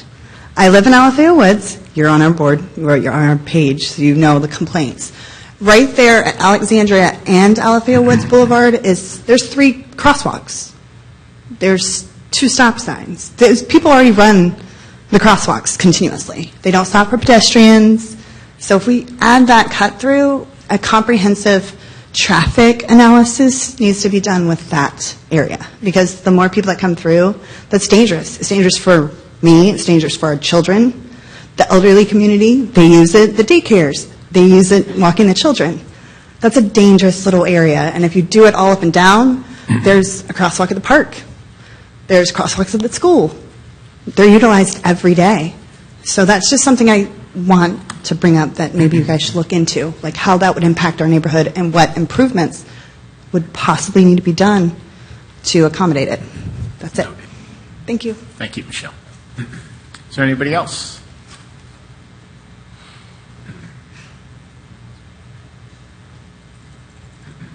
Nobody else before I close it? All righty. Close the public comment portion of the meeting, and we will go back to the applicant, because I saw Tara diligently taking copious notes, it seemed. Maybe not quite as copious as Mr. Kopp. He is an expert at it. Tara Tedder again for the record. I appreciate how many people showed up tonight that are concerned about development in their community. And I'm not a resident of Oviedo, so I certainly can't speak from the same perspective as the residents speak to you tonight. And I do understand that you're in a very difficult position. As elected officials, you have to look out into an audience of folks that may have elected you to where you are today. And I can appreciate the difficulty of a decision that you have to make, especially when you hear opposition in an audience. The other side of it is that outside of your elections, outside of tonight's hearing, there are 2 things that remain consistent. And that's your comprehensive plan and your code. So while I'm up here taking quite an unpopular position, I'm taking that position based on documents that your city has promulgated, documents that your city has told everybody in this room, including myself and my client, that they have to abide by. So anybody in this room who wants to do anything with their property has to look to those 2 documents to govern what the extent of their rights are. And those documents tell us things such as you as a city can't require developers to have certain off-site improvements that don't have a legal dual rational nexus to our development. We're certainly not obligated to fix all of the traffic problems, though again, if you ask your city's independent traffic engineer, he will confirm that the improvements that we are proposing and required to do as part of our project will certainly mitigate some of the existing issues today. And that even if people aren't happy with the way the roads are today, unfortunately, some of those roads were just designed to have that many cars. And the question is, does it have capacity for additional cars? And based on traffic engineering standards, the answer was yes. Now, that doesn't satisfy the residents, and I can certainly understand why. But again, the comprehensive plan and your code lay out very specific criteria, none of which are counting the number of people who oppose a project and support a project. The criteria in your comprehensive plan and your code are specific. Mr. Cobb outlined them for you tonight. There were 10 objective criteria that you as city council members are obligated to analyze when looking at a project. It's the 10 criteria that your professional city staff is obligated to analyze when bringing a project to you. And after the review that your city staff has done of those criteria, after looking at the long-term planning goals of your city, of your comprehensive plan, goals, and policies, the conclusion was, back in April, from your staff and still is tonight, a recommendation of approval for this project. So while some people may not like what the comprehensive plan has to say about what a mixed-use community is and why it is a practical, sensible, and sustainable form of development for the city of Oviedo, that's what your city's comprehensive plan tells me and everybody in this room that we have to look to when determining whether or not a development is compatible with the uses around it, whether or not a property owner can ask for something different than what exists by right today. And everything that we're asking for tonight is simply under the confines of what your comprehensive plan and your code permits any property owner in this city to come before you and ask for. Now, there were some concerns that you heard about Lake Rogers and about some protected species. I want to point out that that lake is part of what the city would control, and the line through the lake is simply a property boundary. That is not a line we're drawing through the lake for development, not a bike path line. That's simply the designation of where the property boundary is. So that 32 acres would be inclusive of Lake Rogers, but your code also has requirements for how development can be approved. So part of that site development order, again, that comes after all the public hearings are over. That's where your staff, that's where FDEP, that's where water management agencies analyze to make sure there are no protected species that would have any impacts to development. And that's not land we're intending to develop. That's land that we're telling the city, based on the feedback we've heard, the need and the desire to have more opportunities for the city to be able to extend perhaps a new campus for its public safety building, or perhaps a relocation of its city hall, for us to be able to accommodate an Oviedo Boulevard extension. Those are all the types of elements that we're allowing the city to have, and yes, there are going to be discussions that we have, again in a public hearing, with everybody having the opportunity to talk at that time again about what that cost would look like and exactly what the developer would be requesting in terms of impact fees. Before we can get to that point, though, we have to at least get past step one. The developer, and any developer, cannot continue to spend hundreds of thousands of dollars to do plans, spend 5 months rewriting plans, come back with plans, if we won't even get past a transmittal hearing. So we want to be able to bring forth that master land use plan, what those site plans specifically look like, exactly where those walkways are through our property, because the part of that compact, dense downtown development is that we would have the connectivity with multimodal transportation options. Again, that is a requirement under your comprehensive plan and your code. Those are the things your staff will continue to analyze with every document, every exhibit, and every plan that we submit to make sure we stay true not only to the promises that we've made here tonight, but also to the commitments that are required under your comprehensive plan and under your code. Again, the 10 criteria that were before you tonight all dictate that there is a recommendation for approval. You have the option to deny our transmittal tonight, or you have the option to just take a transmittal to send to the state.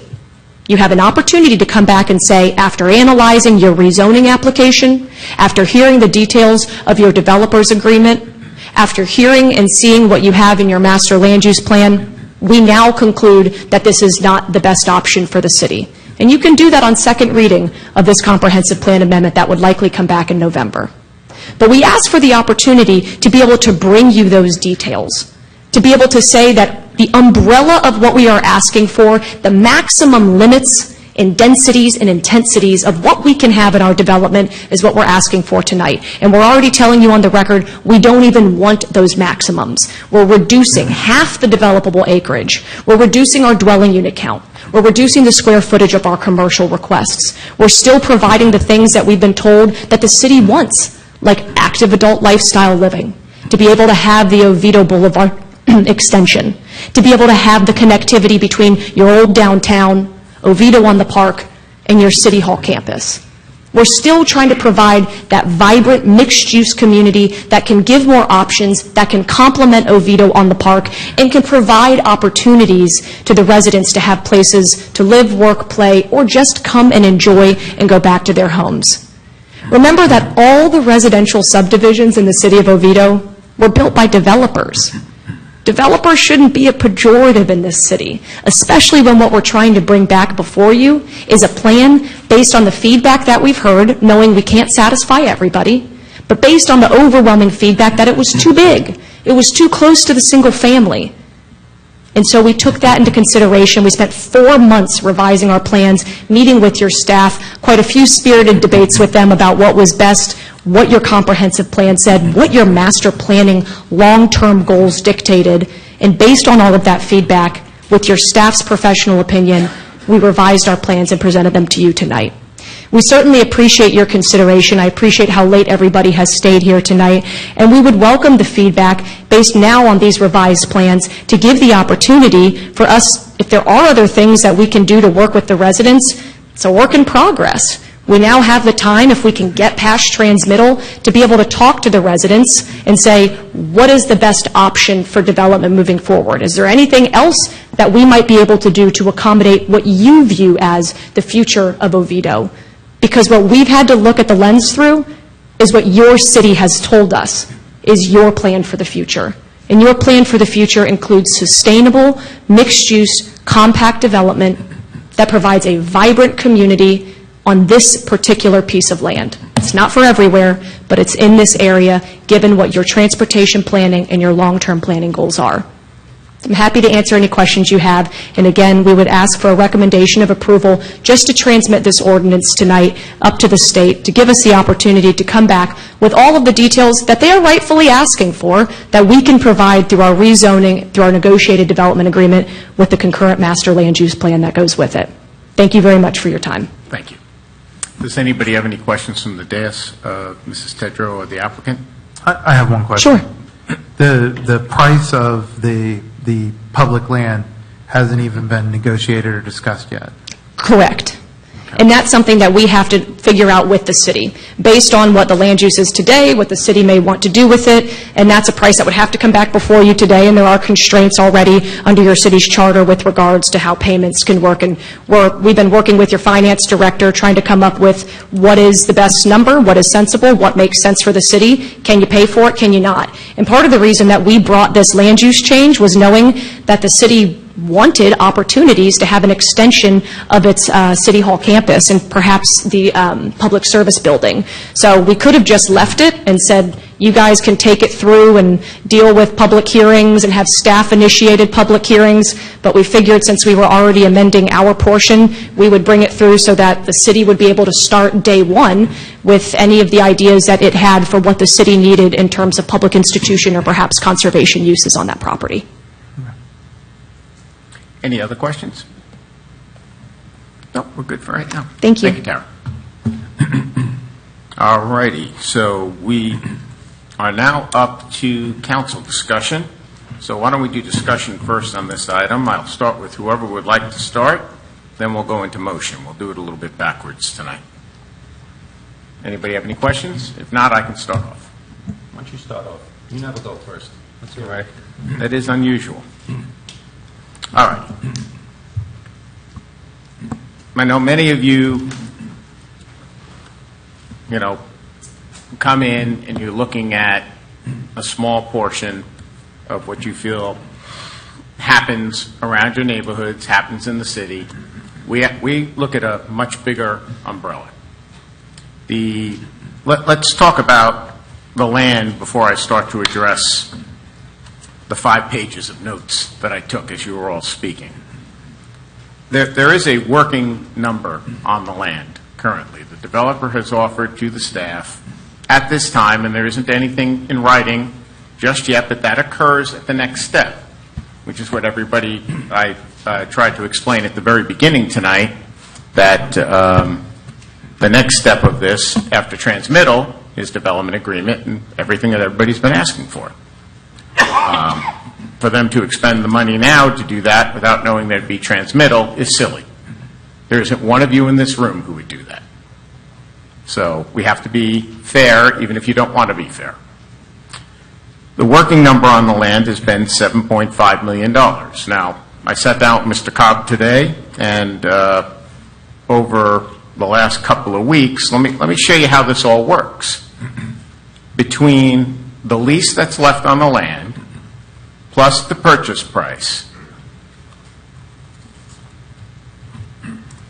plus about $15 million or so is the working number from staff right now to move the water, which we could do.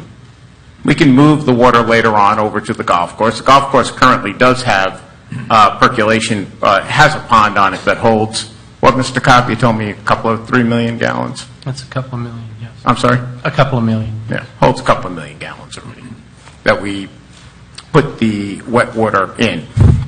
Oh, that pond is actually across the street, and it holds 5 million gallons. Right, 5 million gallons, right. Okay. I thought it was higher. I wasn't going to disagree with you.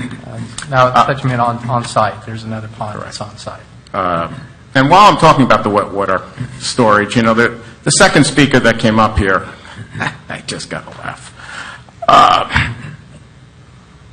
We are required and Bobby, you can come on up and confirm this, please, by the DEP to have X number of spray fields for wet water. Because the reason why you have to spray your wet water is when it's raining and we can't sell the wet water. Correct, Bobby? That's correct. When you treat wastewater, as you know, you get two things out of it. You get solids and you get water. Water can be in two conditions. It can be reclaimed quality, which we use for irrigation, and it's reject water, which is not quite the irrigation standard. You have to get rid of it. You can't use it for irrigation. Wet weather storage you're speaking about is reclaimed quality water that cannot be used during a rainy condition. We've got to put it somewhere. So right now we use the ponds for reclaimed disposal. We also use it for reject storage, or reject disposal. Affluent. Correct. All righty. So, but there is a formula that is required based on the size of the plant, the amount of water, that dictates the size of these percolation ponds. You're required to maintain 100% of the plant's permitted capacity for reject disposal. Right, 100%. Yeah, and it's not always used at one time. We use the term waste. You can waste the reject water from 0 to 100%. So you can use anywhere from 0 to 100% of the land at one time. So it wouldn't be at all plausible that you could fit all of that on 3 acres? No, sir. No. Thank you, Bobby. All right. So we have to keep these, we have to have a place to put the water, folks. It's got to go somewhere. The lease on the land runs through to 2034. I'll stay on the water, then I'll get to the impact fee credits. So let me get back to my math. Move everything off of here when the lease ends. The guesstimates have been anywhere from $10 to $15 million. Now, we know what happens when you put these things together. They always end up being the high number. So let's just take the high number. So you got 15 million, or even if we go somewhere in the middle, you got the lease, 18 million. That's how much you, the citizens, whether this project happens or not, are eventually going to spend to take care of that water when the lease runs out, plus paying the lease. Now, subtract 7.5 million to buy it, subtract about 7.5 million to convert everything that's over there, lay a new pipe, build a huge pond, a lake, that can be used not only for the wet water storage, to build a tank to hold the affluent, to make all of this 100% sustainable, because now there'll be a pipe going back to the sewer plant. Rather than spraying the water out on the field and wasting it, it'll be held in a pond and reused. The affluent will be reused, not just thrown out on the ground, because it'll go back through the plant one more time. More revenue for the city, more reclaimed water to sell. You're not just wasting it. So you do all the math, and you save about $3 or $4 million. And you own 32 acres of land. That's how you've got to look at this when it comes to the blue area on the map. Because the blue area on the map can hold the wet water storage, can hold the tank for the affluent, can have a pipe back over to the sewer plant, and still leaves all that land for some future city council to sit here and make a huge passive park or whatever they may want to do with it. That'll be their decision. It's very limited what you can do with it under public lands. The other thing that'll be done is the stormwater that's currently held on this property can be moved into that pond, that big pond that'll be built. So we can get the stormwater off the City Hall property and open up more options for the new police station, for buildings that'll be needed here at City Hall. The developer's water will also be held in that pond, and they will pay their pro rata share to build that pond. It'll be in the developer's agreement. Oviedo Boulevard, because it is in the Transportation Master Plan, because it will take traffic off of intersections, the developer is entitled to discuss impact fee credits. That isn't anything given special to this developer as being, emails going out today, and I just love campaign season. Thank God I don't have to do it anymore. But Guys, if there's another one of those, whoever just did it will be thrown out. Every developer is entitled to impact fee credits if they build something that's in the plan.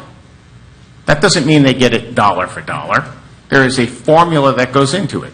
The land that they give for the road, which runs up on the top there, they're entitled to impact fee credits for. It's an entitlement. They can ask for it because that road will service not only this project, but will help the traffic flow through the area. They will not get 100% dollar for dollar. They get Mr. Cobb, help me out, you told me today, they get the credit for the base road, the basic road. They get credit for what's beyond what they need. So the road that would serve them is what would be required of them. They get credit for what's beyond what is required for them. Correct. So they have to pay for the road that services them, the portion of it, and they get credit for the extra capacity. That's how it works, folks. Not dollar for dollar. Don't listen to this stuff. The project is going to have 55 plus. That's the blue buildings on the bottom. The top blue buildings are something new that was added because, again, they were listening, and it's a condominium portion. We don't have ownership condominiums anywhere in this city. They don't exist. Do you know how many empty nesters ask me for those? They want something that they can stay here in the city, but they still want ownership rather than rental. They'll have rental. They'll have 55 and plus rental, but they're also going to have ownership units. And Rick, correct me if I'm wrong, you told me this morning 100 to 120 units is what you're looking at in the condo area? Could you just come on up here? Barbara will go crazy if you're not at the microphone. Just grab the mic, Rick, or you're going to... Okay.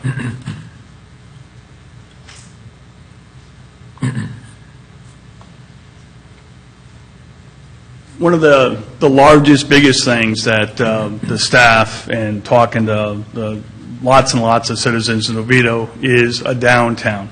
You had a downtown, now you have Oviedo on the park, but next to City Hall, you want to have a downtown. And so the idea of condos with retail or office or professional services on the first floor with some beautiful condos with some nice amenities above it. And it all leads down to the City Hall. You want to build it on both sides of the street, again, to give it charm. And as you see, the staff designed Oviedo Boulevard, not a two-lane road. That is a big, wide, beautiful area with a plaza, with all these other amenities to draw people down, and they can enjoy it. Right, the two-lane road is the east-west road, going back over to Clara Lake. Yes, sir. Okay. So, condo component, 55-plus component, retail. In the developer's agreement, there'll be no drive-throughs allowed because it's going to be just like Oviedo on the park? Yes, sir. So that was put into the plan because, as Mr. Cobb said, and correct me if I'm wrong, you have to do the traffic study by the highest and best use, whatever Yes. that may be. Correct. All righty. Thank you, Rick. Mayor, can we get Mr. Llewellyn's name and address, please? Oh, name and address for the record, Rick. I'm sorry. 514 Wren Court, Wheaton, Illinois. Go Bears. Did they win yesterday? They did. Oh, okay. You didn't see that? No, I didn't see it. But I do want to move here, by the way. I will be living in the complex. Okay, that'll be good. Traffic. Let's talk about traffic. It's number one on everybody's mind. We get it. We drive on the same roads you all drive on. I work in the city, as you all know, every single day. I'm here all day long. I'm not a commuter where, some folks are commuters. I understand it. You leave Oviedo. When you come back, all you see is traffic. I used to do that many years ago. When we had our furniture stores and they were up in Altamont, I used to drive that Redbug, Mitchell Hammock, Altamont 436. I did it every day. At 8 o'clock and at 5 o'clock I came home. I get it. That's not what the traffic looks like 24/7 around here. It moves during the day. It moves when school is out. Now, if the schools had busing that was more than 2 miles and more kids took buses rather than all of us driving our children to school, the roads free up pretty darn good. But that's not what we have to deal with. You heard Mayor Walters mention earlier about the cut-through studies. The numbers are staggering, the counts of folks who cross 419 and Snow Hill Road to come through our city. Staggering. So that leads me to my next point, which is why 419 and 426 are going to be widened. The contract is scheduled to be let out May of 2020. Because those folks coming down that road, instead of having to make that jog, are going to go straight, and they're going to end up at the same spot, right by the hospital corner where Wawa and Mobile is in the Greenway, which is where they're all going. So, for 20 years we've been working on that road. 20. When Mr. O'Hanlon was sitting up here and I was first elected, it was one of the first things we did was lift the constraints so we can get these roads widened. I urge all of you, if you want to see more improvement plans, September 30, correct, Mr. Cobb? Yes. 6 o'clock or 5:30? 6 o'clock. 6 o'clock here at City Hall.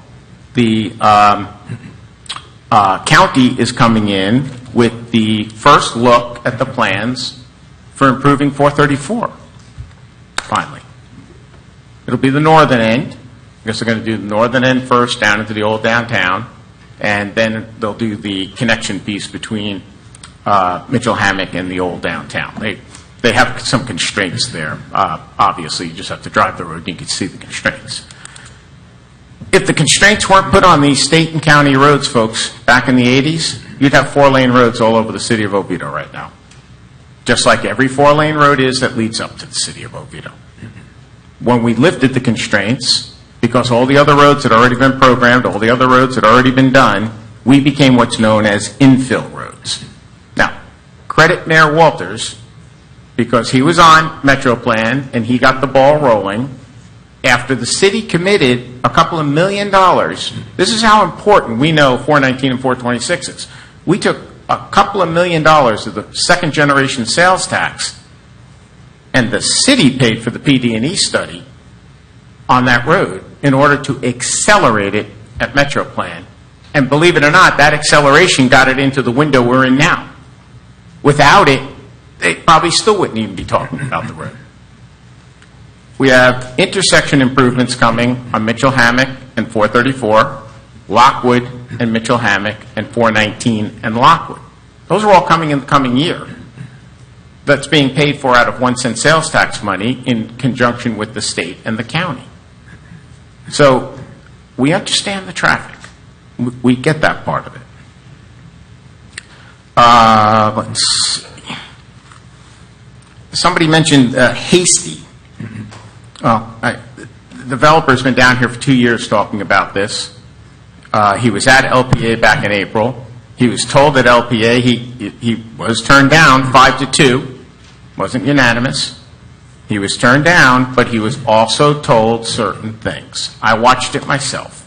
I was at home, watched the whole thing, and came back with a plan that sort of mirrored what he was asked to do. So, Hasty, I don't believe in that. Mr. Kopp, there's a number thrown around about a 490% increase in the ask. I don't even know where that number is coming from. I don't.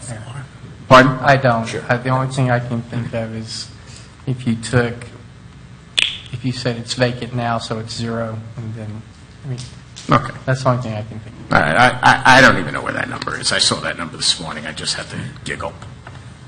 Somebody brought up the mall. You're right. The mall right now is like every other small regional mall. That's what we have, folks. It is a small regional mall. Get out of your Oviedo bubble for a moment. Go to any small regional mall anywhere in the Central Florida area, and they all are suffering. They're all changing. Our mall has an exceptional plan right now where they're turning, well, let me be careful how I phrase this. They're starting to turn, through a company called NeoWare, the mall into shared workspace. They're pretty darn successful right now. These kids, you want to talk about brilliant kids, these guys are all 20-somethings. They've raised millions of dollars for their effort. They started with 7,000 or 8,000 square feet at the mall. They just took over the old FYE, and they're looking at taking over more space. With Sears closing, as much as that pains all of us because of the folks who won't have jobs anymore, that's going to give the mall the opportunity for more office space, perhaps, for more of this shared space. Because what you're going to see the mall doing is they're going to turn, looking at the movie theater to the left, the Sears side, into, they're envisioning a shared workspace up and down that whole corridor. That's their vision. And then they've been moving the retail that was still left over there, they've been moving it to the right-hand side of the mall, the Dillard side of the mall. And they want to make that all retail. So there's a plan. We get it. But retail isn't something that's going to fit into a mall nowadays. I do this all the time. Raise your hands if you have an Amazon Prime account. Don't be shy. I have one. We all have one. Everybody in this room has one. Well, maybe not everybody. I shouldn't be so presumptuous, but I'll say 90% of us have them. Darryl, you don't have one? You don't, Ingrid? Well, that doesn't surprise me. But a lot of us do. Interconnectivity. Let's talk about the downtown master plan.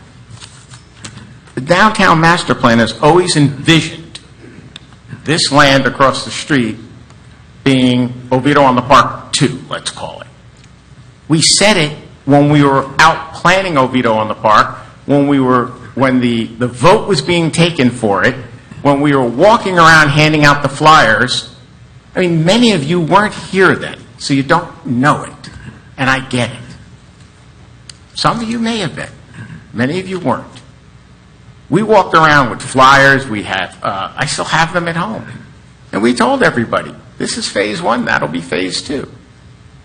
Because the ultimate plan, when you open up the downtown master plan book and you look, is for the urban core, the city core, the rectangle of the city core, it was up on one of the slides earlier, to go from City Hall to Franklin Street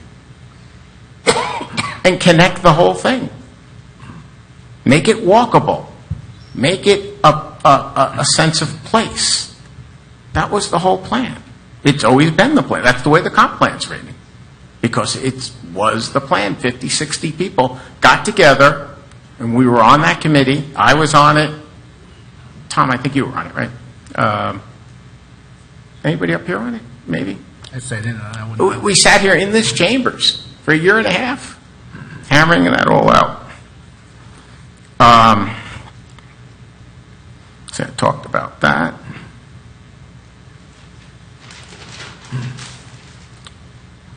Somebody mentioned the entitlements. The entitlements they have, they can, and it's not a threat. It's just something when you sit here, you have to balance. They can buy that land right now and develop 700,000 square foot of retail space. Now, whether they could get it to fill up, whether they could actually do it, I don't know, folks. But that's what they're entitled to, with 3 or 4 times the traffic counts. And you can all come down here and complain about it, tell the council not to do it. There isn't anything you can do. They're entitled to it. If that was a shopping center, which is what that zoning allows, because back in the day, that's all there was. There were these strip centers anchored by a grocery store with acres of parking in front of them. We have them all over the place. We have an Albertsons that failed. Who remembers cash and carry? All right, so you all know what cash and carry was. Most of the folks don't know. The brick building where LA Fitness is right now was originally built to be a grocery, sorry, Bob, was originally built to be a grocery store. And then Cash and Carry went bankrupt, or Food Line, or whoever it was who owned Cash and Carry at the time. And the thing sat empty for ages. Ages and ages and ages. Mayor Walters was the one who finally found a development group who bought the plaza, and guess what we had to do? We had to give them some help and entitlements to get it to develop. And we did it. And now you have a plaza that works. Everyone talks about rural. When I first moved here in 1996, there were about 18,000 people in this city. When I was first elected in 2000, there was maybe 20,000 of us. Okay, we're not a rural community, guys. We're a city.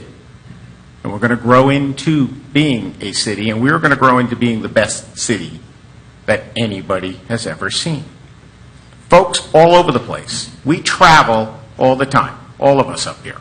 We all belong to different organizations, Tri-County League of Cities, Florida League of Cities. What's yours? The CalMo, thank you. CalMo, Mayors and Managers.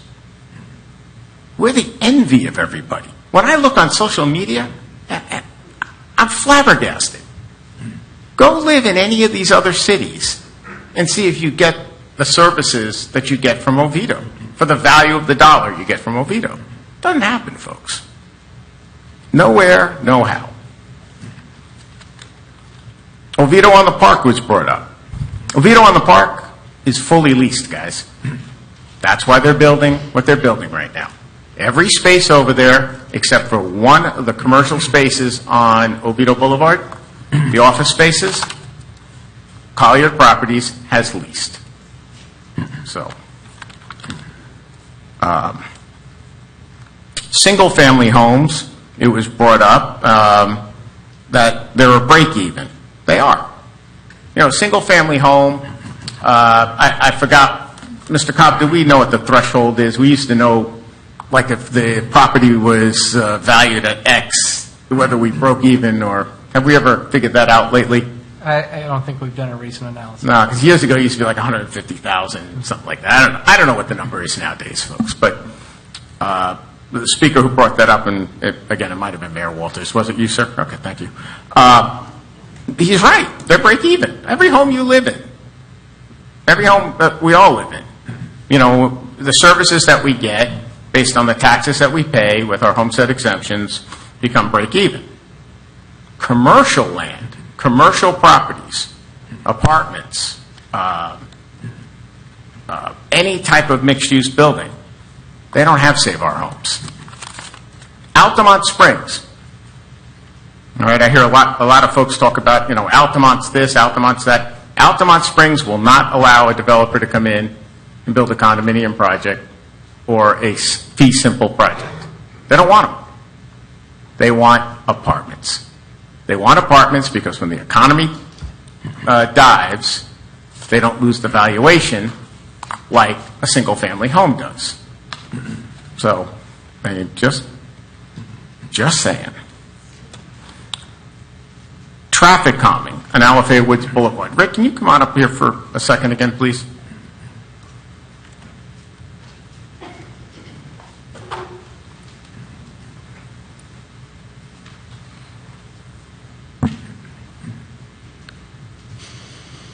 Rick, I called you last week, I think, about this. And I mentioned to you that some of the feedback I was getting was the folks in Alafaya Woods are concerned about Alafaya Woods Boulevard.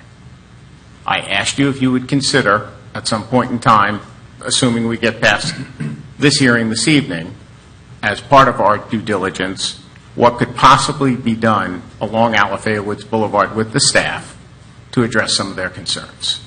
Would you still be willing to do that for them? Yes. This project, again, it's a life legacy project for me. I want this to be the best there can be, and I want the citizens involved. We're going to have a lot more public meetings, and would love to hear different ideas. Right, because this is just step one. Yes, I mean, sir. this thing isn't coming up out of the ground tomorrow. It'd be lucky if it starts construction in 18 months, 2 years, Yes. right? At least. Lots, and all the staff meetings, there's at least 15 that I know that we'd have to go through before we can put a shovel in the ground. Right, so I discussed traffic calming on Alafaya Woods Boulevard with Mr. Cobb last week, was it, Brian? Yes, this The week before at lunch, we were talking about it, and Mr. Cobb likes the idea of putting Alafaya Woods Boulevard on a diet, but we'll talk about that later on. Thank you, Rick. What did you say, Brian? Make it a 2-lane road? Is that what I heard? Road diet. Road diet. But there are other things we can look at. See, we don't not hear everybody. There are so many things that everybody just assumes, and they're on social media, the council this, the council that, the council this. Guys, I've spent 20 years, 10 as your mayor, down here at City Hall, 20, 30 hours a week, for $14,000 a year because I love this city and I hear everything you say. And I go to this staff, and Mr. Cobb, would you agree with me on that? Yes, sir. Right? Dr. Correa, how many times do I call you about stuff? Bobby, you're on speed dial. I bothered the other chief a lot more than I bother the new chief, but and Jeff, I still don't even know you work for the city. But anyway, he's just the quiet one. So we hear everything you're all saying. I'm speaking for myself. At this point, to transmit this, there's no harm. We're not approving anything. That allows that team, this team, to actually now put together everything that everybody's brought up tonight. It doesn't come back the way everybody likes it. Well, then we can have that conversation. There's a lot of advantages here, especially when you start with the water. Because then we still have the golf course. You know how much land we've bought over the years? Does anybody have any idea how many acres that we've bought to preserve in this city? You've heard me tell it at the states of the cities that I've done. Per capita, Seminole County City, this city is more than double any other city with preserved land, conservation land, parkland, and now we're looking at adding more of it. Now, that number that I threw out there, that's a working number because that's what Mr. Llewellyn is half of what he's paying for the land. That's the base number right now. You guys want the land for free? We can get it for free, but then he'll need 1,200 units. That's just how it works. It's simple math. The more dense he can build it, the more value his 24 acres has, the more that you can buy, the less we would buy the land for. So, it's all a trade-off. He cut the thing back, added in components that we were asking for, has the road structure built, and everybody doesn't even notice the east-west route because nobody has even talked about it. That east, Madeline, could you just turn that easel for everybody so they can see it? I'm pointing to it, and most people can't see it. That one. Yes, please. Thank you. Thank you, Madeline. The east-west route going from the traffic circle over to Clara Lake, eventually, folks, that route is going to connect to 434 right where Express Oil is. All righty? If you've ever noticed, and kudos to the staff, there is a double-wide lane. If anybody has used Express Oil, and if you haven't, you really have to go over there and use them. They are great folks. Little advertisement for them. Double-wide lane that looks like a little road pulling into their project. That's because eventually that is going to connect to that and add more circulation in the intersection. So to say we don't plan, to say there isn't a plan, I understand. The five of us sit up here, we do this every day. So to us it's second knowledge. You see an orange sign, lots of panic, I get it. But I just want to assure you that there is a plan for everything everybody has brought up. The schools, somebody brought the schools up. Guys, I mentioned that at the beginning. We don't like it. We don't like it any more than you like it. But that's the law. That's the state statute. That's not our statute. That isn't the city council saying we don't care about the schools. That's the way the state has set it up. They want to fill the capacity before districts build more buildings. They want the districts to actually rezone. That's what they want them to do. And let's talk about that. Right? That is like, I understand, it's like a curse word. I get it. Nobody wants, their children uprooted. My daughter, we did not move once.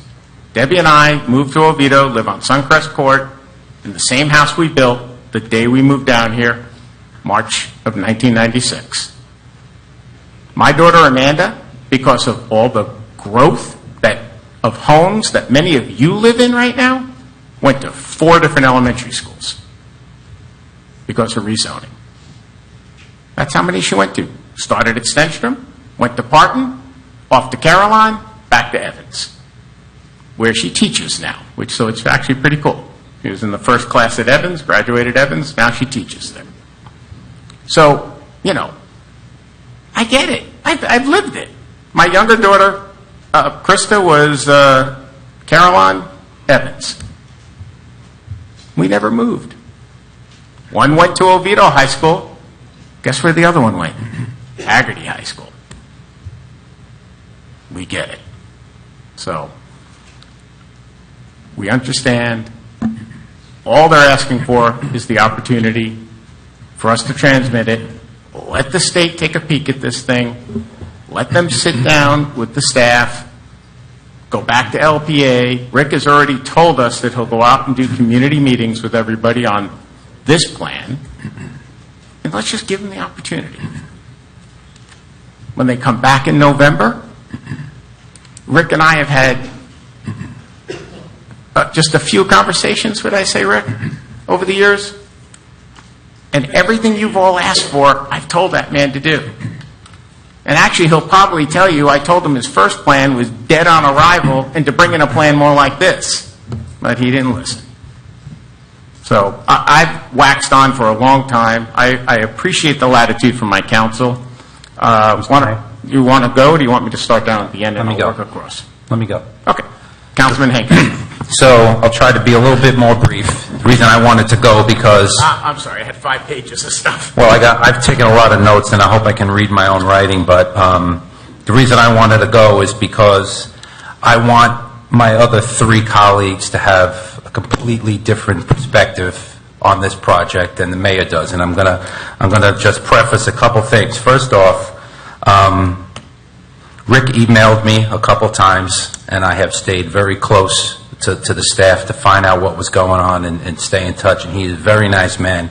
Tara has been in here multiple times. As I think you could all see, she's one of the young, brilliant minds, genius when it comes to this stuff. But having said that, I'm going to disagree with a lot of it tonight. I do want to just address, a light moment, but this is like Facebook Live in here. All these screenshots that people send me with names. You all came to the podium tonight. This was awesome. Many of you know I don't do Facebook, but I get a lot of screenshots from people, so it's nice to see some of the names and the faces. I learned a long time ago, you stay off social media, you don't have to deal with it. I'd rather deal with you all one-on-one like this. I want to just address 2 things before I get into this. One gentleman came up and said, 2 are leaving and we don't care. Well, let me tell you something. I think anybody that knows me knows that this collar will always be blue, and I'll always be one of you guys, and I'm going to fight that way, whether I'm here or I'm not. I'm not going anywhere. I'm going to spend a little more time at the beach, but I'm going to be here in Oviedo, and there's an election every year, so don't ever forget it. We didn't die. No, we didn't die. I also heard somebody say about the not in my backyard. I won't mention names, but obviously 16 years ago, somebody wanted to park 20 gas station pumps right next to Parton Elementary. I was not elected. I think that was my call to to come into politics. Yes, it was 3 blocks from my house, but it was also where thousands of kids go to school every day. And I was not just me by myself going to have 20 gas pumps put next to these schools so a truck could come in, leak, and, run down Twin Rivers Boulevard into the pond behind it and endanger kids. So the assessment you heard, not in my backyard, is completely false. And as a matter of fact, that developer called me a few years ago, long after it, and said, "You know what, Steve?" He says, "I have to tell you, nobody broke my chops more than you did on that. By yourself." Solve that problem. Tell them how you solve it. By yourself. But the way we solved it was we worked with him and we built a project that was better. And it's not dangerous. And I can tell you, if any of you have been to Backstreet Pizza, they do a great job. At my house, I can smell that. I did not want my community smelling gas. So we'll just disagree on that. But we did. But we took care of that. So let me just go in, and then we'll let the other 3 go on. Is this a good project? It might be a good project, but not today. I think that we are a few years early. I think when you take a look at what we did at Oviedo on the Park, and here's where I have some problems. So Oviedo on the Park is originally designed to have 1,600 units. This council and past council said, wait a minute. And we talked about it for years, and this is where I have a little disagreement. And I do want to say this. When we're all done here, we're all going to walk out and be friends. This is no disrespect for how this vote goes, because I have an idea how it's going to go. But I'm never going to leave here and say it didn't come from here. And tonight it's going to come from here. So 1,600 units at Oviedo on the Park. We cut it to less than half that. Why did we do that?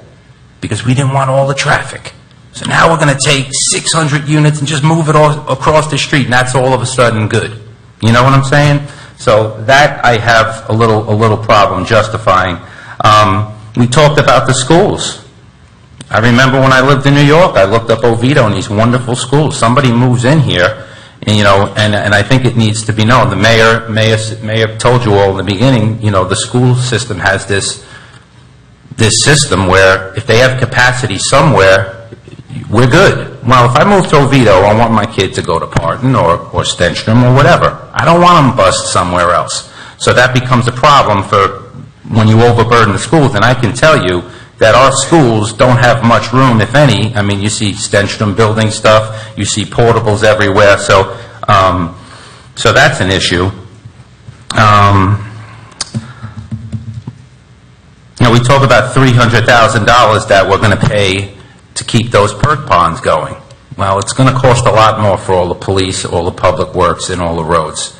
I'm sounding not like a council member in what you all have been emailing and telling me, and I agree with you all, to be honest with you. 426 and 419, yes, that road is going to get widened one day, and this council and past councils did a great job taking our sales tax money that we did not have to do, and we put it to speed it along. But let's face it, folks, that ain't going to be done for 6 to 8 years.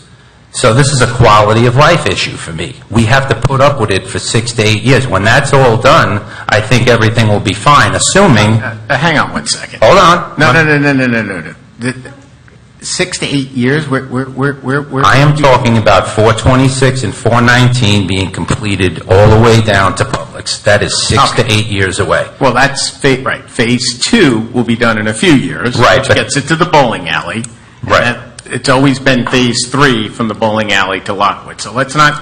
I'm talking about the full project, 6 to 8 years. That's fine. That I'll give you, but Phase 2 will be done in a few years, and that's where it's needed. And Mitchell Hammock widening, we've talked about this. Deputy Mayor has brought this up. Mitchell Hammock widening does nothing unless you come through the back of Winn-Dixie and come out to 419, which I'm sure the people in Econo Green are not going to like that, They lose their houses.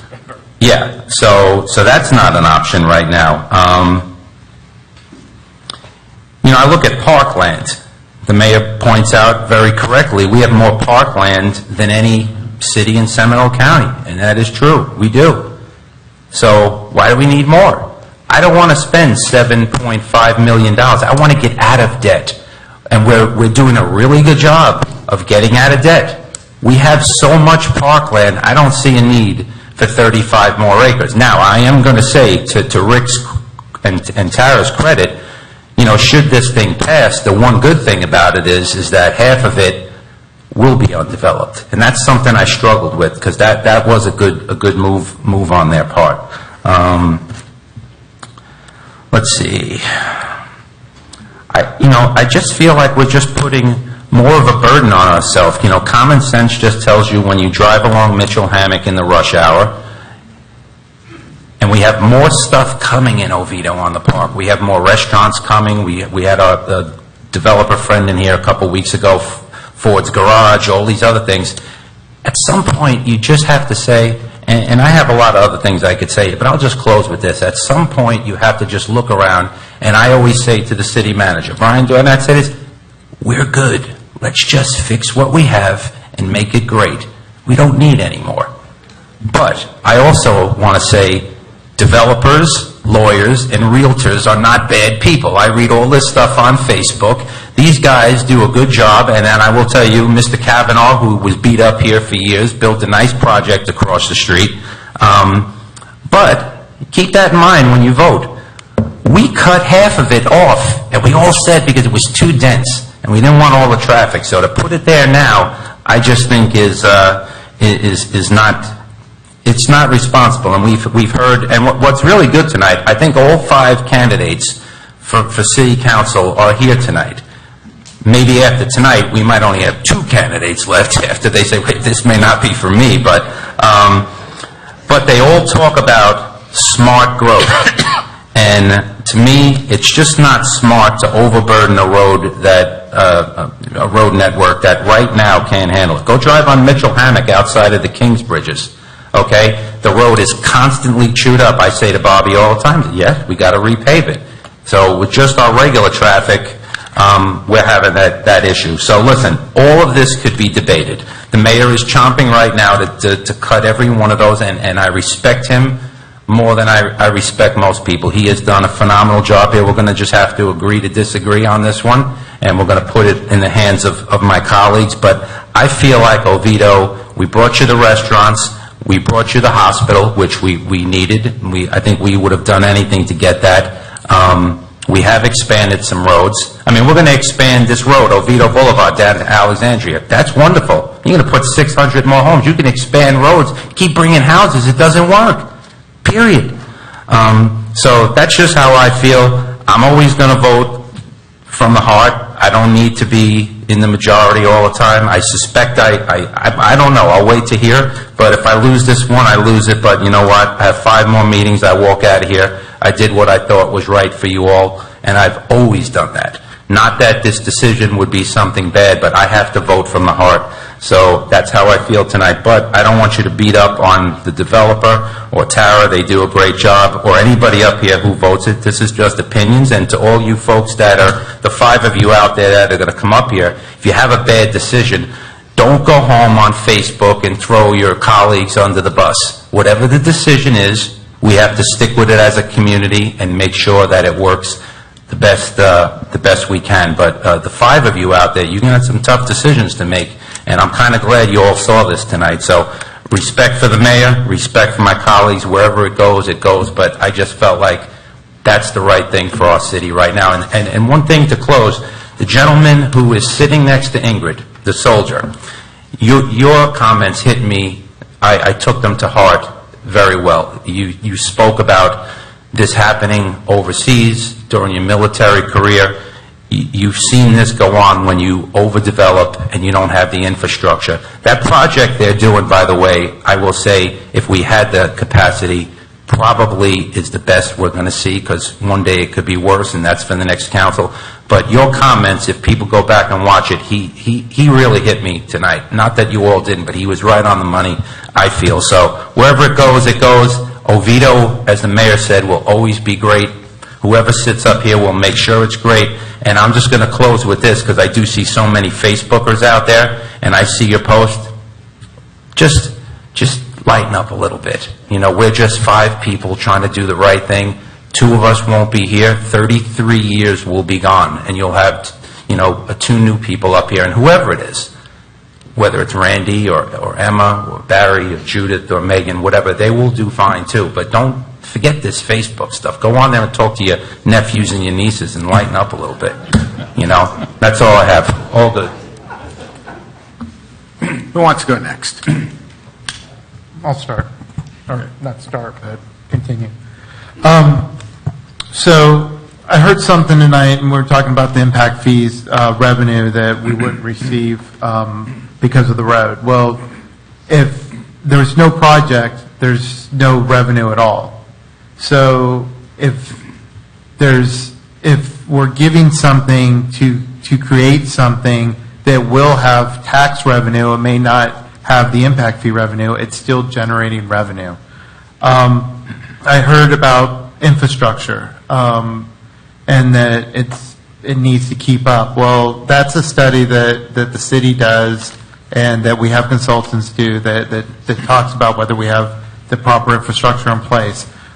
Specifically, electrical infrastructure, I heard someone say, that's Duke and FP&L. But for this project, it would be Duke. They're the ones that keep the electrical infrastructure in place. That's not a city responsibility on that.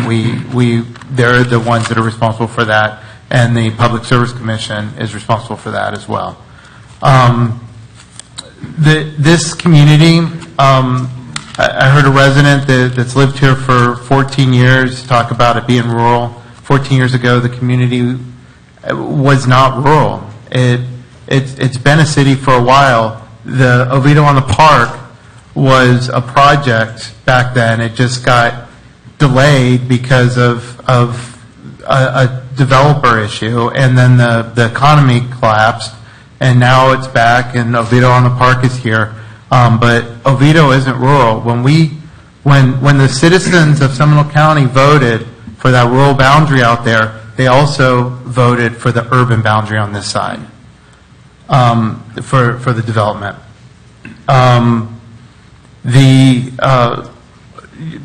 Let's see, what else do I have?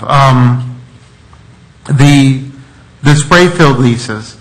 If we could continue to pay for these spray fields here, but you know, it'd be much better if we actually owned the land and then we could take it over after we've paid for it.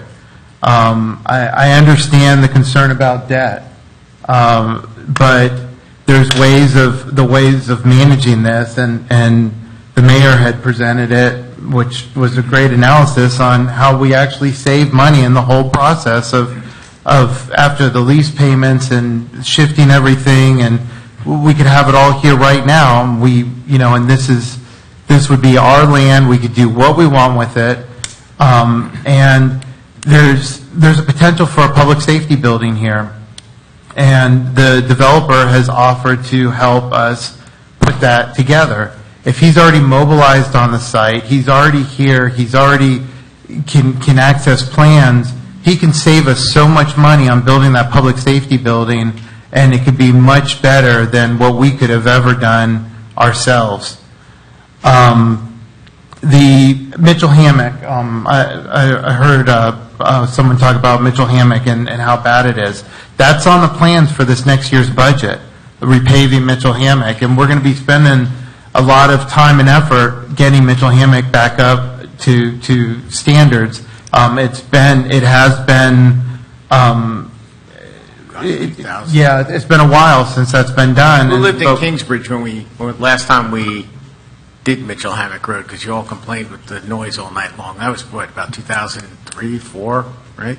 Something like that. It's been a while. Yeah, and I've looked at all the plans for widening Mitchell Hammock Road. I've tried to be a big proponent of that, big proponent of moving the transmission lines over, trying to work with Duke to do that. But like everybody said, it dead ends into Lockwood, and so you have all this flow going, and it just stops there. The 419, 426, all that widening that is going to take some time, but that will alleviate a lot of the traffic. I live out on the east side of the city, and short of having to deal with the school traffic for Oviedo High School, it's a faster route for me to go that way than to go Mitchell Hammock. And if more people started choosing that route, they would see that. But this developer, he could, and everybody stated that, he could build on the property that's already zoned for this. And he could build, he has the rights to build up to, I forget what the number of square foot of commercial space is, but it's pretty large. It would have a huge impact, and there's not a whole lot we could do to persuade him not to do that.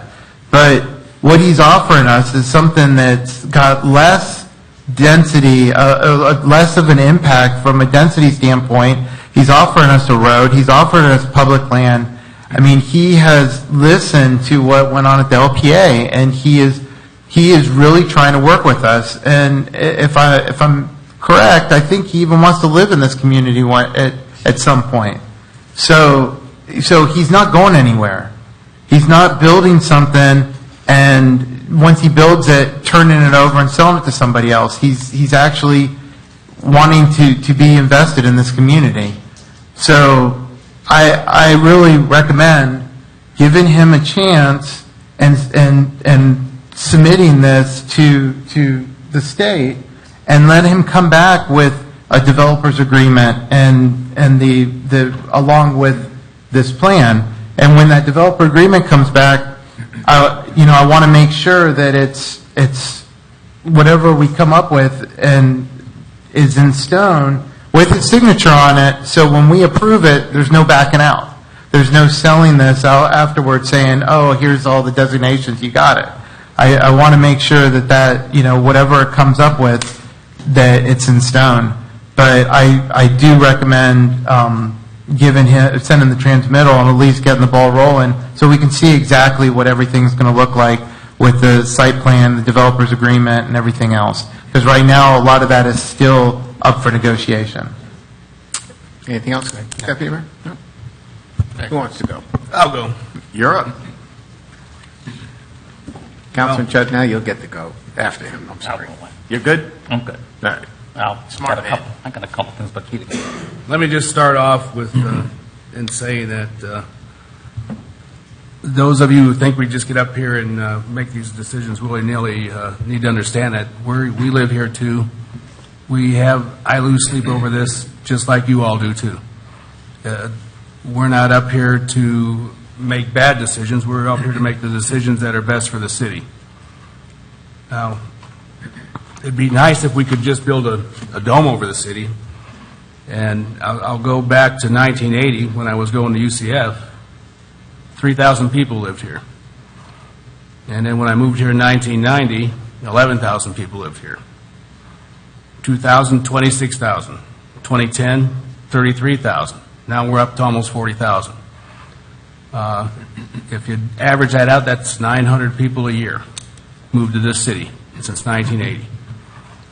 So why don't we build a wall around the city and we'll let 900 people in and then cut it off. That doesn't solve the problem either, because if you look at Seminole County, they're growing at about 5,000 to 7,000 people a year. I have a friend that works with me at NASA. He's retiring. He's going to work for the Census Bureau. He came in the office the other day and said, Oviedo's a strange city. I'm taking census reports in these neighborhoods in Oviedo, and right next door is a horse farm. I said, where are you doing that at? He says, I know Lockwood Boulevard. I said, that's not the city. That's the county. All those people, that 5,000 people that are moving to the county, guess what? They got to go through Oviedo if they want to go to Lake Mary, or if they're in Lake Mary and want to go to UCF, they come through the city. So when we talk about traffic, there's a lot we don't have control over. Mitchell Hammock is the cards we have to play right now, and we're doing what we can to deal with it. And it's going to take a couple more years. I saw something else on here while I was looking up status. Oviedo, 83% of the drivers in Oviedo are single drivers in a car. Most drivers in the city that commute average about 27 minutes a day in their commutes. And that's actually higher than average. I drive about an hour a day with my wife, but there are two of us, so that's only 30 minutes each. weird math. What I'm getting to is that we sit up here and have to make the best decisions for the city as a whole. And sometimes I get criticized because I take a longer view than most. I don't want to make a decision that's good for the city today, and then 30 years from now we regret it. We've done that with the water plant that we could have gotten for free in 1990, and we ended up paying $35 million for it 25 years later. So what I see as our decision is to let the developer go back and do what he's entitled to do, or try to get something better. The mayor laid it out. It's pretty sophisticated. It's not simple math. There's a lot of pieces that have to come together. But in the long run, yeah, there's going to be more people here, but there's 900 people a year moving here anyway. Where are we going to put them? We can build high-rises, and that would solve the density problem, but we're not. We're going to try to do the best we can and fit it in as best we can in that space that's available, and not overcrowd, but to be smart about it. That word gets dangled around a lot, and it's tough to do. We're doing the best we can up here. I think we're going to get the best deal we can in the future.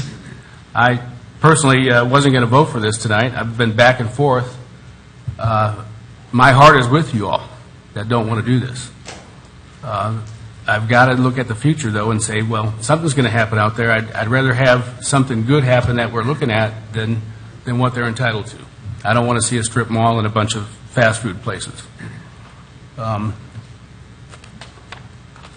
That being said, this isn't a done deal. We've got a couple steps to go. And Brian, I just have a quick question for you on the police station. Where does that fit into all the plans here? I know we voted for it, and I thought we had a spot for it, but is that changing? Right now, we have a plan for a new building here on campus. But with this property, it does open up opportunities as well. When you think about the extension of Oviedo Boulevard and how if we could front on that, it would give us greater access to the entire city. So it is an opportunity. But we do have our plans for non-campus building as well. Okay. And it's something to it would be a secured facility? Yes, sir. Okay. So that, there's flexibility there. I want to see that police station come sooner than later. I don't want to see this to delay it, but I think it might be worthwhile if we can get a better facility with the functionality that we want. That will go a long way for the future. And that's what we have to sit up here and do, is look for what the citizens here 30 years from now are going to be looking at and what we've done for them, and not have them have to make up for the mistakes we've made because we didn't think long-term enough. Good. Councilman Chud now. Well, there's not much more to say. A lot of things have been discussed. A lot of this has come around about the traffic. If you want to see where about 40 to 45% of the traffic comes westbound in the morning, stand at Live Oak Reserve Boulevard and 419.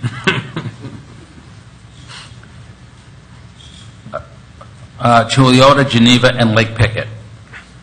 They're going to the 417. There's only one way there. Your option is from Lake Pickett, you could go down Colonial to the 417, but nobody in their right mind is going to do that.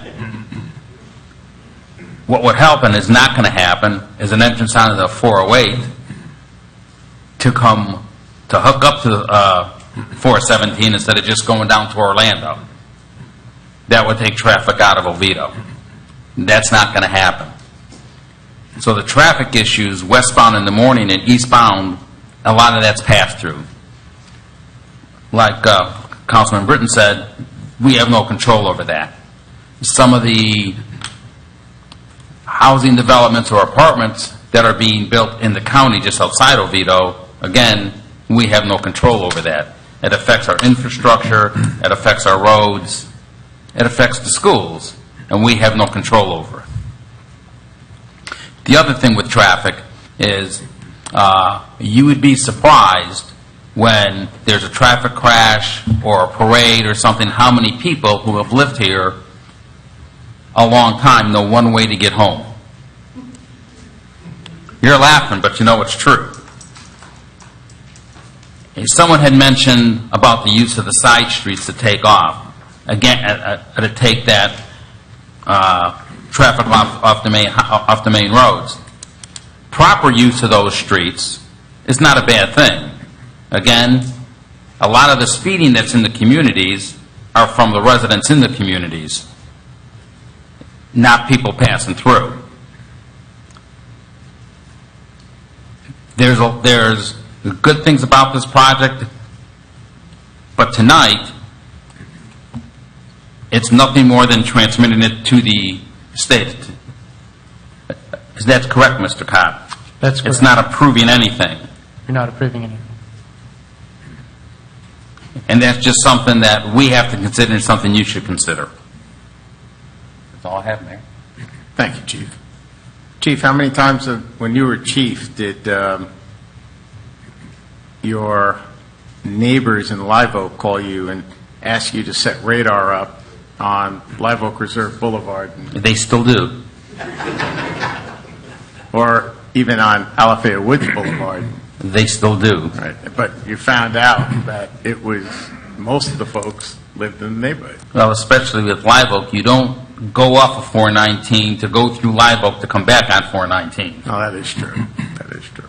So it's 90% of the people living in there that are the speeding issues. It does happen all the time. And the only reason why I brought that point up is, I'll just tell a quick story. I live off of Chapman by Evans. And years back, I was newly elected. Chief Drago was still here. My neighbors are complaining that the people who live down on the farms are flying down Chapman Road. We need the police out here. Well, I went to Chief Drago, and Chuck said, sure, I'll get with the traffic units. And they went out there, and they set up the radar, and 22 people in my neighborhood got speeding tickets. 22. All called me up and told me we have the worst police officers in the world. They gave me a speeding ticket. So, yeah, it's usually the folks in the neighborhood. But, all right. Does anybody else want to add anything for the good of the order? I mean, we've debated this long enough, I believe. Good. I just need to entertain a motion to transmit ordinance number 1682 to the Department of Economic Opportunity for review. So moved. Second. We have a motion. We have a second. Any further discussion? Hearing none, call the vote. All in favor of the motion, please signify by saying aye. Aye. Opposed? No. Motion passes. Mr. Cobb and Mr. Llewellyn and Ms. Pedro, you got a lot of work to do in 30 days. You've heard everything that all these folks have said. You've heard everything that we've said. I would suggest making sure that that's what comes back in a nice, tidy package for a signature, as Mr. Pollack or Deputy Mayor Pollack suggested. So, all righty, we're going to take a quick recess, and then we'll close out with reports.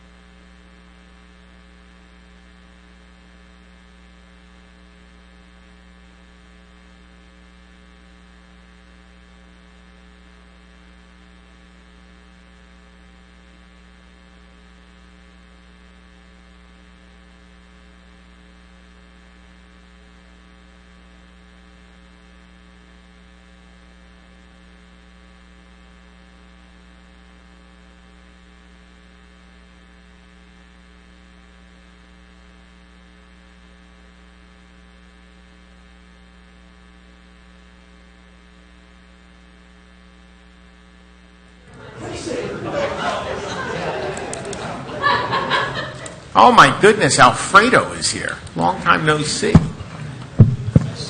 How are you doing, sir? I get to see your lovely bride all the time. All righty, we're going to call the meeting back to order. We've just got a few quick things to wrap up here. We'll start with the city manager's report. Mr. Cobb, anything? No report. I didn't think so, but we just got to run through it. Mr. Groot? Nothing? All righty, so first one up is Councilmember Britton. Just I want to announce I'm going to be at Oviedo High tomorrow, giving some sort of Constitution Week talk to the kids. Awesome. And I think I'm going to read a resolution that you signed. They asked me. Oh, for Constitution Week? Yeah. Awesome. Great. That's it. Have a great day. Enjoy it. That's always fun. Well, late hour, I've got no report tonight. Who's up next? Deputy Mayor, you're up. Go Knights. Go Knights. Oh, there you go. Good night. Yeah. I will. Someone missed it. I will say that was one heck of a game. Now, Tom, we just got to play USC. That'll be fun.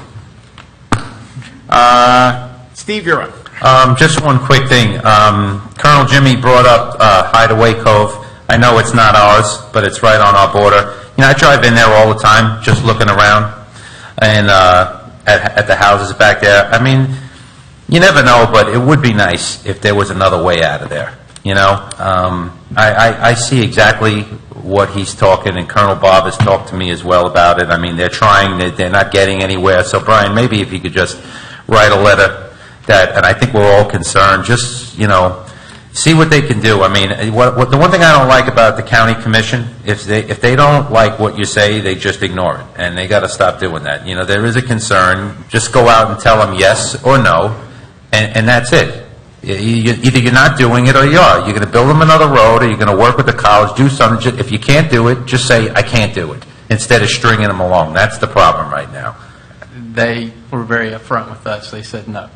Oh, well, did they tell them that? Because I talked to them. Part I don't know about. The only thing, I did have a conversation. I can share some light on it after you're done. I had a conversation with the builder, and his idea was for a pedestrian connection to the college. And I said, well, that really doesn't help. And but it's better than nothing. But the whole issue is that the county can't force the college to do that. Right. I can help you with it. I talked with, after Jimmy's email this morning to me, Commissioner Delary, Commissioner Zambauer, and they are going to put together the meeting that he's requesting. That's They're going to do it up at the county. Okay, good. I mean, just get to the point where it's yes or no. And I truly mean that. You know, I've seen some head shaking, but when the county commissioners don't like anything, they just ignore you, and they got to stop doing that. Yes or no, and that's it. I think it'll be taken care of. Oh, and by the way, just to let you know, the Browns are winning 16-3. The Jets are really bad. Jets are really bad. That doesn't I'm done with them. I'm a Patriot fan now, sorry. That I can never do. Chief, you're up. I will not be here for the October 7th meeting. Oh, okay. No chief. Got it. Just a lot of Indians. All righty, so we're through everything. It's a late hour. Mr. Cobb, anything else with good of the order? Mr. Britton, are you confirmed or not confirmed for September 30? Right now, I'm confirmed. Good, thank you. All righty. I think I told Patrick that. Yeah. Okay. Anything else? All right, future meeting dates real quick. Monday, September 30, 2019, 6 p.m. We have that work session that Mr. Cobb was just asking about. Monday, October 7th, 6:30 p.m. regular session. October 21, 5:30 p.m. CRA, 6:30 p.m. regular session. November 4, 6:30 p.m. regular session. And Steve, our last meeting, Monday, November 18th, 2019. I was just going to tell you, that's the first time. This is the first time it's actually on a sheet. It's all on one screen. I'm going to change my mind. There you go. All righty. Too late. No. You're going to make a great mayor. All righty. So with all that being announced, and you're going to make a great councilwoman. With all that being said, it is a late hour for us. It's 5 after 10, and this meeting's adjourned. And they stay to the